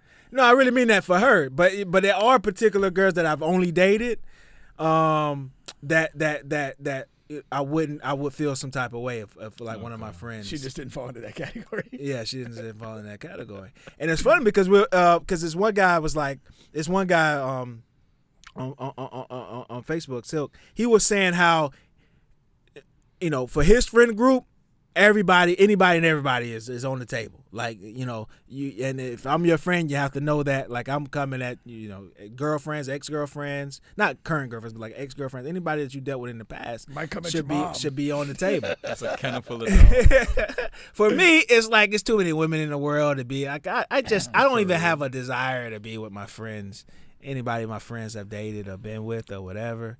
Because likely she already had a choice of you. If your friend already hit, and assuming you guys hung out, she already had a choice at you. I mean, unless it's someone completely random. Yeah. So, I mean, Well, no, I think a lot of time, you may, your friend may meet the girl separate of your friend if that's group. the case, then yeah. Yeah, I mean, if it's somebody that's like in your common circle of friends. No, not even common, but maybe you met them at the same occasion, like at the club or something. Yeah. Then she had your choice of you. Yeah, maybe you're too busy smashing somebody else, and she didn't have a chance. But see, ideally, it's supposed to be. She didn't get a title shot. Even if I'm with somebody too, like even if I'm with somebody in a relationship, even if who I don't know in what world, but if I get married, and hopefully not this one. like I still don't want my friends to date certain women I've dated in the past. What you think about that? I agree. Oh, okay. He's not on Team Smashing. Yeah, I'm on your team. Like, yeah. But even like the girls I don't care about, like I wouldn't want to like fuck any girls that my friends already fucked. Like, like you said, there's too many women in the sea to be like playing around with scraps. Yeah. Like, we don't have to pass the scraps around. We don't have to pass the scraps around. I'm surprised some of these NBA guys do it, but anyway. That's another story. Yeah, man. That's an epidemic. That's an epidemic. Poor Anthony. But like on that point though, I don't know how it is with you, but like I just knew some of the basketball players in college at Jacksonville and then at Creighton, like a lot of them are actually like lame dudes. Like they really like they have everything. They're tall, this and that. But when it actually comes down, because maybe they didn't have to actually talk to girls. They never had the game to do it. So like a lot of them are lame guys. So it doesn't surprise me that when they were dealing with higher class women in the tens category, that they really have to like. There's a specific amount of girls that they can really like just say, okay, come over and fly you out. I told you about that when we did TBT in Philadelphia, right? What happened? We had like a 6'10" big man on the team. He came with Mike Bibby, and we were riding in the car and we were gonna go out later that night. We knew, and he literally goes, I don't even need to talk to girls. They talk to me. And he goes, just watch. And so like later that night we go to this bar, and he just gets like a stool, and he kind of moves it slightly away from like the nearest table. So he's kind of just a little bit in the lane of travel, and he just sits there with a drink. And they just come up to him and talk to him all fucking night.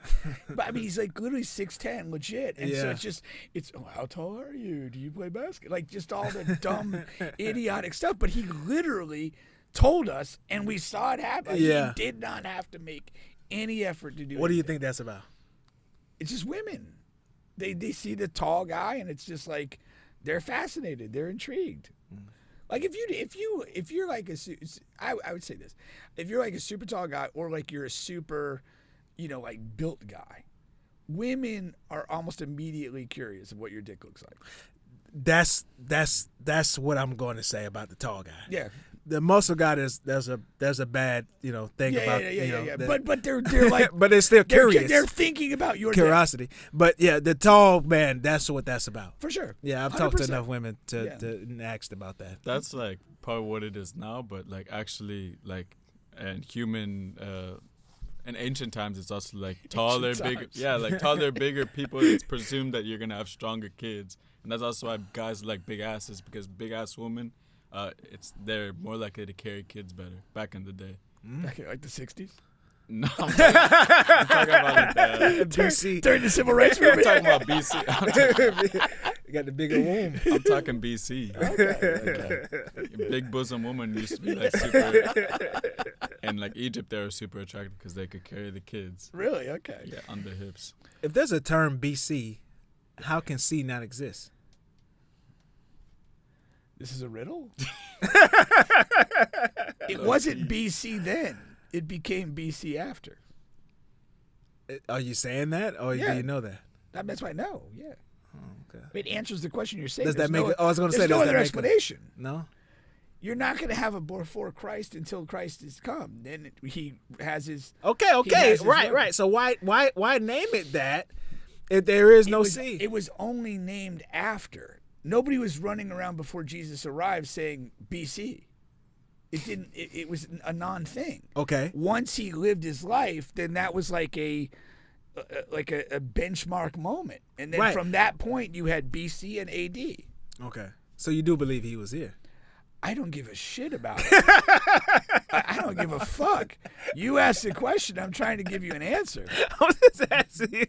He was here. If you think so, I don't care. Oh, the man Jesus of Nazareth was there. Whether he's Christ or Okay. this and that, It's a different thing. that's the thing. Did he but come was from there. the Virgin Mary, or do you have some doubt about that? You got to do your own research. Might not, You have to do your own research. might not have been Mary's first rodeo. Classes on Sunday. Classes on Sunday, P. I'll be at the gym. Wednesday I'll nights be too hooping. for super Yeah, students. you should come hoop too on Sunday. Wednesday nights for super students. I gotta catch you up. You're behind. I left that shit behind. It was a waste of my damn time. Oh man, that's hilarious. All right. I guess we do have time. Your guy, man. He's not my guy. he's No. declared for the drive. We talked about this last week. Oh, what's DJ Yeah. going to do? What's Yeah. DJ going to do? He had no realistic options. Yeah. I mean, he wasn't going to be welcome back at Florida State. And then what would he pursue? I guess a medical red shirt to get an extra year. Yes. To then play at He another would have got it school. granted. He would've got it granted. Yeah, I mean, but he'd have to go in the portal again with, like, I can't. I mean, I don't know what the market value is for a guy like I was that. going to say, get some more Porter money. Yeah, I don't know. A few I thousand. mean, I realistically think though, the portal market. There's no way he didn't somewhat vet what the portal market might look like, and it must have been pretty cold for him to make this decision. Because again, like, I think it's doubtful he makes an NFL team. Yeah. So if you look at, hey, if I could get $300,000 to play, at fucking Coastal Carolina or whatever, You think he probably has to take that's that. money. If it's like that, yeah. If And that's then the case. and because again, if he does, I mean, what he put on tape this year was terrible. And he only played a couple games. He didn't play particularly well, and then it was over. So just the idea, if I could get $250,000 or $300,000 to play at another school and get better film to then go into the draft. Like, you're still going to go into the draft next year. You might as well pocket, whatever you could get. But I suspect that transfer portal market for him was so icy that it was just like, all right, this is my play. I just have to do it. Is he a freak of nature to where he'll kill the combine versus the other quarterbacks? I mean, he's a big, sturdy-looking guy. He has theoretically he throws a good football. Like, when he first got there in the preseason stuff and offseason stuff, a lot of people praised how well he threw the deep ball. Now, I mean, we didn't see a lot of that on the field in the games that he played, but I do think he would be probably throw some decent looking balls against air, and he's a guy with big stature. I don't think he would run an impressive 40 time. And I don't know like how he would look in like a complex throwing workout where you've got to be, accurate and hit different throws in kind of rapid succession like they do. But again, a lot of that stuff, they kind of, if you're putting on your own pro day, you tend to structure in a way that you're going to play to your strengths and look as good as you can, which I'm not faulting anybody for doing that. That's the game. But I don't think he's enough of like a physical freak. Like the guy Milton. that ended up with the Patriots. I don't think it's like that. Yeah. Where he was really not a terribly productive college No, quarterback. it was all combined. But it was just the pro day. arm That's the and reason why he got the stature and that. I don't think he's on that level. And that guy didn't go to a very late round. And, Right. You know, it was basically a third quarterback. 5th or 6th round, yeah. Yeah, so I don't know. I mean, there's probably enough there to get invited as an undrafted free agent to somebody's team and then see if you could do anything. Because, again, the stature of the arm, what have you. And also, the O-line was horrible for FSU, and the play calling was shit, so I think there's a little bit of leeway there. I mean, like, in truth, like, he was statistically okay at Clemson, statistically okay at Oregon State. And you can certainly paint a narrative that I was on a horrific football team that did nothing to help me, and then I got hurt. Like, you know, there's a story you could tell. And I think it's probably enough to get him to a camp, maybe a very, maybe like a last round draft pick, because I think there are some teams that like they'll almost always maybe draft a quarterback somewhere just because it's just something to do, I guess. I don't know. Yeah. But even if they don't necessarily need one, if you get in the later rounds, let's kick the tires on this guy. Yeah. The Chiefs do it from the undrafted free agents. They'll usually just get a quarterback, kick the tires around, play them in preseason, then they typically get rid of them. But you can have a good 3-month run. I guess, Chiefs, for rookie camp, off-season workouts. Yeah, man. I thought this was funny. The social media comment. Boy, ain't nobody drafting you. Go get your CNA. That's hilarious. Dude, like, by game 2, he was like, they were like, talking about McDonald's and stuff like that for career options. Milwaukee Bucks, man. They won the NBA Cup. The Cup, yes. There's 2 things going. Number one, I know, speaking for me personally, I'm not a big cup guy. This is the second year. The first prefer to drink from the little cup. First year, of course, the Lakers won it. Darvin Ham, he's undefeated in cup championships. Take that for what you will. He's on the staff, right? Yeah. He's the he went off too. Lead assistant. Yeah, when they won. Yeah, he was talking some shit. Yeah. He wants to be a head coach again, man. Yeah. But what do you take away from the Bucks winning the cup over Oklahoma City? 90, I think they said 87% of the bets were placed on OKC. Yeah, which I would have if I had to bet money. I think this is like the Bucks are not a contending team. Let's start with that baseline, okay? But this is very good for the Bucks. Like, they started the year abysmally. I think they were 2-8 at one point. Yeah, they somewhat turned it around. And so for them, they kind of got it going a little bit before this. But for them to win essentially 6 straight games in this setting, they've kind of turned it around a bit. Like, they're above 500. They have this. They're probably now a playoff team. It'd probably play out the rest of the way. I would suggest maybe a mid-seed, maybe a 5 to 8 seed type team going into the playoffs. But this is good for them. There's nothing wrong with this. And I do think that, like, just as a competitor, it's important to win stuff. And if something's out there to win, it's like, yeah, let's go for it. Like, there's no sense in not.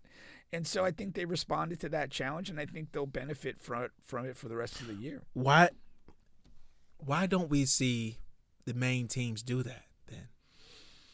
Like this is 2 years in a row where the Boston Celtics, I mean, they, like Jason Tatum, there were a couple of cup games where he didn't even play. Yeah. You got the Nuggets, they never seem to care. Yeah. Like the main teams that are mainstays in the NBA playoffs and finals, they're not taking this cup devalue thing. it. Yeah. I don't understand it. It's counter to my mentality. I don't understand. If you're gonna have a cut, like, fucking go win it. Like, why not? Like, what is are you intentionally trying to lose games? Is that what we're doing, or we're just so indifferent that we just don't care? I think that's what it is. But like, I don't understand. When you're a sporting person, I don't understand that. Yeah. How do you get to that far as an athlete and just not have that mentality? Yeah, I mean, to me, it's mystifying. But you see it everywhere. You see it in the high school and then the college game. It's just, I don't know what's wrong with basketball. I have a lot of friends that don't like it anymore. I think this connected to the same what issues we started the show earlier. with. Yeah. It's like, if guys don't care, like, you can't, as fans, we can't care either if you don't. Like, how could I watch something and be invested in when you clearly don't give a shit? Years and years ago, I went and saw Highlight one time, and I never really saw Highlight before. I really didn't know what the rules were, but I figured, oh, this is going to be at least competitive. And so, like, let me just go in the blank slate and watch this and enjoy it. It was so obvious from the minute I walked through the door that the dudes didn't give a fuck. Like, they didn't care at all. There was no passion. There was no energy to it. And, like, I was ready to leave in 10 or 15 minutes. It was like, there's nothing to see here. There's nothing. I still never seen the highlight, but I just know that they gamble there. That's all. Yeah, it's the gambling. But, like, and then I'm looking at it, like, we actually went with, like, I went with a relative, and they were there to gamble. Yeah. But I'm, like, thinking to myself, I'm like, how are you gambling on people that don't give a shit? Like, you don't. There's nothing to base your decision off of. It's pure luck. This guy's playing with complete apathy, and he's playing with complete. Like, how do I gauge? Like, who's the guy to go with? Yeah. Like, it just made no sense. I wonder what those guys do for day jobs. Probably nothing. No, I think that's when you're a higher level guy. I think that's the benefit of it. You get paid enough that you don't have to go. Highlight guys get paid enough to do that? There's money in it because there's gambling. You know, I mean, I'm sure there's degrees, there's levels to it. But if you're like a top highlight guy, I'm pretty certain you make enough that's the only, if you choose to. Now, you may not be making $500,000 a year, but like I'm just saying enough to pay. Yeah, you're making enough that you don't have to go do some 9-to-5 job and then show up at the highlight fontan at 6:30 ready to go. Like, I'm gonna look that up. And see. So maybe a new career on the horizon. Yeah, but like to me, like, I mean, if you show up somewhere and they're keeping score, like, I want to win. Yeah. I just that's it. And so for these teams to go through the motions and show up to these games and not really care, I can't relate to it. Yeah. It's weird. This show has really got me questioning the NBA more. It's really bad. I was not fixated on that. Like, I was, I'd watch games when I can watch games and stuff, and generally enjoy the season. But like, the more we've talked about it today, there's a bunch of problems that are not fixed. Yeah, that's the thing. And that's the thing, and that's what the fans are speaking through the ratings. Yeah. And I honestly, I didn't even watch this game, to be honest with you. I watched the highlights. Yeah. I chose. I've started Game of Thrones. Good man. I'm late on the whole train, and I started it, and I had a decision to make, and I made it. Yeah, I don't know. It's a good decision. Game of Thrones is really good, though. I'm jealous that you get to watch it. It's getting better. I watched 3 minutes of Game of Thrones. That was it. I was at the Vegas. No, that's not a show for you. No, I know. Yeah, I was at the Vegas airport, and we were doing TBT, and our flight was delayed, and somebody had a laptop up, and they were watching Game of Thrones, and I looked over, and Ed Sheeran was in there. And I'm like, hey, the guy looks like Ed Sheeran. And they're like, that is Ed Sheeran. He's in the show. And I was like, okay. And I moved on. That was it. So, no, I just, medieval times and all that shit, I just can't do. I just can't get over the thought that everyone smells like shit. And see, that interests me. Really? And I'm watching it, and it's okay in the beginning, and then all this weird shit started happening. I'm like, I didn't know there's fucking dragons and the dead is walking and. Oh, dude, I didn't even know that. I had no idea. I would be out. I'm watching. I know it's not a show for you, but they have all like each family has some type of fucking. I don't want to call it a superpower, but it has something going on. They got some shit going on. Yeah. A tall giant, 10 feet tall or something. One family has. So yeah, I'm watching it. I had no idea because I didn't like really. I just know it's a very popular show, and I'm like, I feel like I'm missing out if I just never watched it. You know, let me check it out. There you go. How many seasons are there, Bryson? Like 8? 7 or 8? Yeah. Okay. And see, and I started The Walking Dead. Yeah. And Walking Dead was you an extra in Walking Dead? I was an extra. See, I have a great memory. And I finally had started that because I had never watched it, even though I was an extra. You never watched the episode in which you were an extra? No. Oh, I would have done that in a heart, even if I didn't like the show. No, because you can't identify yourself. But you would know the episode, no? Yeah, but I wouldn't know me. I still would scour the episode. And but the problem is, The Walking Dead is midway. It becomes unwatchable.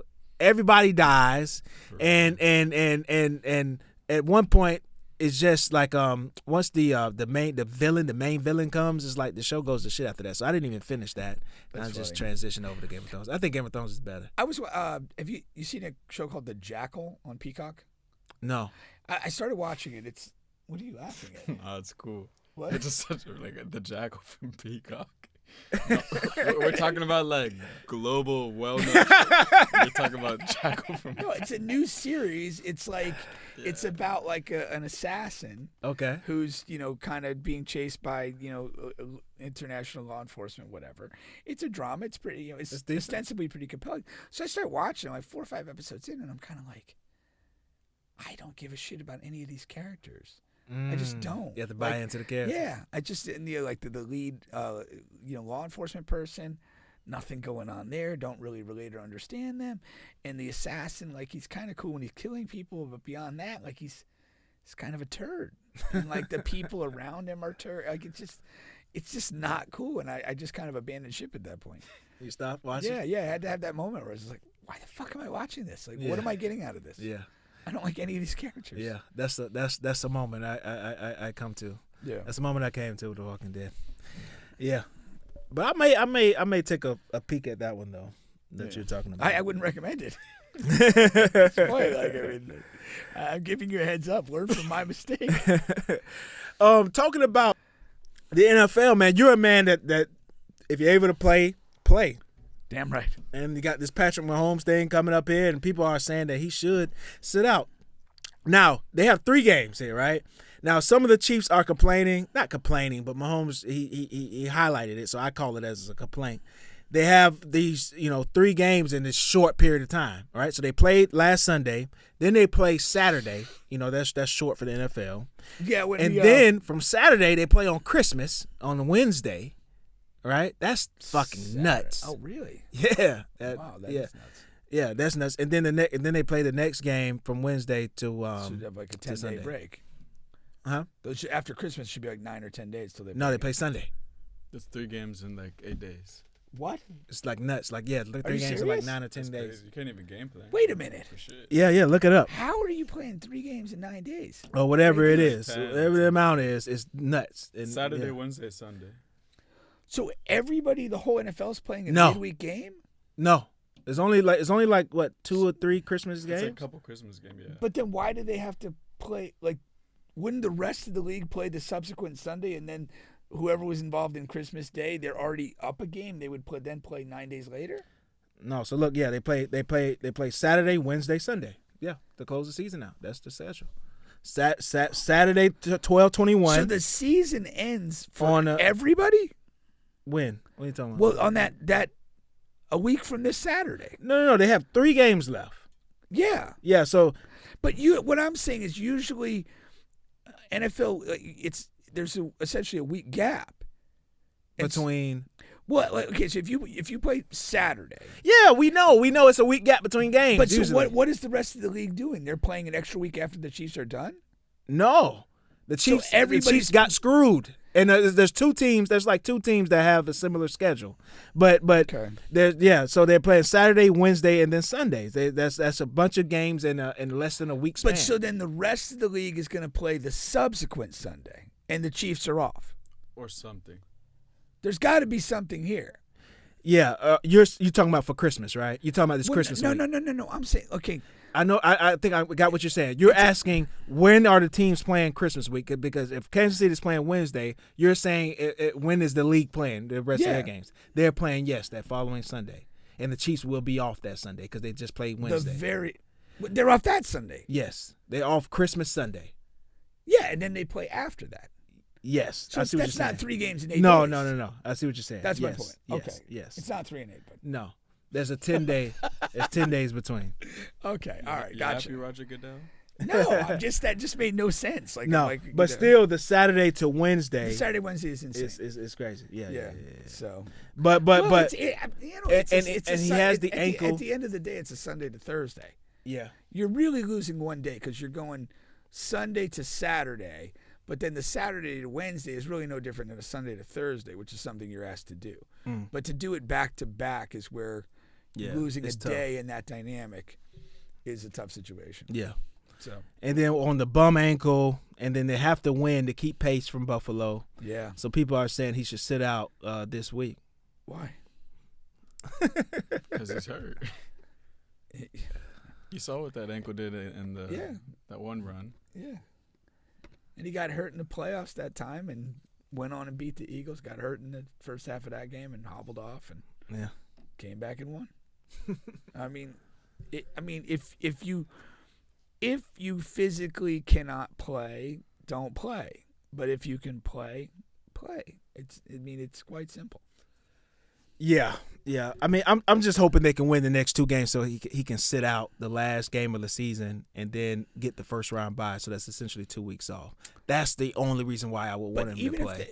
But they only have a 1-game lead on Buffalo and don't have the tiebreaker, correct? It's what they call it is technically a game and a half because with Buffalo lost the week prior, and that tough. So the Buffalo has lost 3 games. Kansas City has lost 1. Oh, okay, yeah. So if you do sweep these 2 games, you could, regardless of Buffalo's results. Exactly. Okay. Yeah. So you have a 2-game lead. Yeah. But it's 2.5 because if you do end up in a tie, Buffalo gets it. Yeah. I got you. Yeah. Okay, makes sense. Yeah. So that's the whole thing. And Buffalo has an extremely easy schedule coming down, and Kansas City does not. This could be reminiscent of one Emmitt Smith separated his shoulder against the Giants in the last game of the regular season, but he stayed in and played heroically, so they won that game and got a bye. Because the problem was if they didn't win the game, if he went out and they lost it, then they'd have a playoff game the next week. Did he play in the playoffs after the break? Yeah, because he got the break. Okay, I was going to say that. That was some heroic shit. It may not be heroic. It may have been dumb. No. It was he just bought himself time. Yeah. To recover, and again, he played with so much pain. It's like, well, what the fuck? Yeah. It ain't gonna get any worse at this point. And that was the type of injury when it happened. He separated the shoulder. They put it back in. They're like, it's gonna hurt like hell, but it ain't gonna be worse. Can you And he did. Yeah. And if you do this, you get 6 days off. If you do this, we get 12 or 13. Yeah. You just do the math. I think just my overall NFL take right now, I think this season is going to really suck for Lamar. And I like Lamar. The season is? Yeah, because or the playoffs? He's both. Okay. His season, not both. His season in general, just after the season, going to look at it because number one, he's going to lose his MVP to Josh. And he's in a place right now where he needs to win and he needs to perform well in the playoffs. Yeah, for sure. And it's just with Buffalo's emergence, and then with him never being able to get over the Patrick Mahomes, the Chiefs hurdle. That's I don't know what he could turn into. What is that? I don't know, but it doesn't seem like he can win this. You know what I mean? This year is going to be extremely tough for the Baltimore Ravens, and this is a year that he has to win. It seems like the reality was last year was the year he had to win. Yeah, he was the MVP, number 1 seed. He number 1 seed. You played at home. Yeah. Right now, unless things dramatically change, you are best case scenario. You're going to have to go to Kansas City or Buffalo to win a playoff game on the road, which is much more difficult than anything he was asked to do last year. So last year, and we knew watching the game. Didn't we watch that game together? Yeah, we did. We knew watching the game. Yeah, that this was it. This is your best opportunity to do this, and you couldn't get it done. Yeah, and then you go into this season and get Derrick Henry, and it's like, well, this year's the best year you're gonna have. Yeah, the chance you're gonna have. I mean, getting Derrick Henry is a good move, whatever.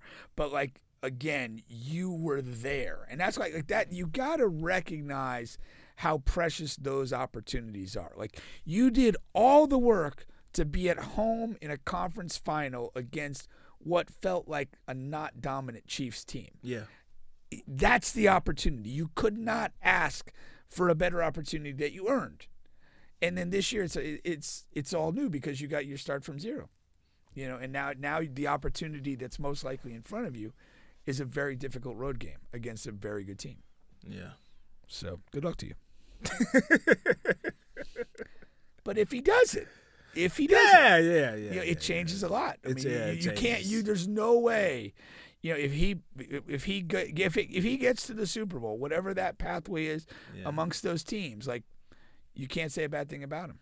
Yeah, but I think what happens is Josh has the best opportunity to do it, and I think it does like an extreme amount for him versus Lamar. I agree, but there's a part of this that when you put pressure on people, when again, especially if they find a way to catch the Chiefs.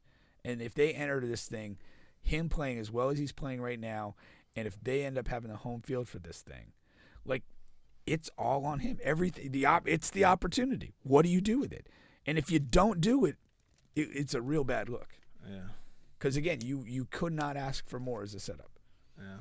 You know, so, I mean, it is what it is. But it's the challenge you embrace as a competitor. Yeah, for sure. 1,000%. I mean, and that's like that like, and if you look back at last year with Mahomes, like, they just went on the road and just started picking people off. And internally, that became fun. Like, that was the thing. Like, we're going to go in these people's house and fucking shit on them. And that's, like, but again, it's that it's a competitive mentality, competitive strength. Do you have that in you or not? We shall find out. We will. And that is the end of the show, man. We'll catch you guys next week. Indeed.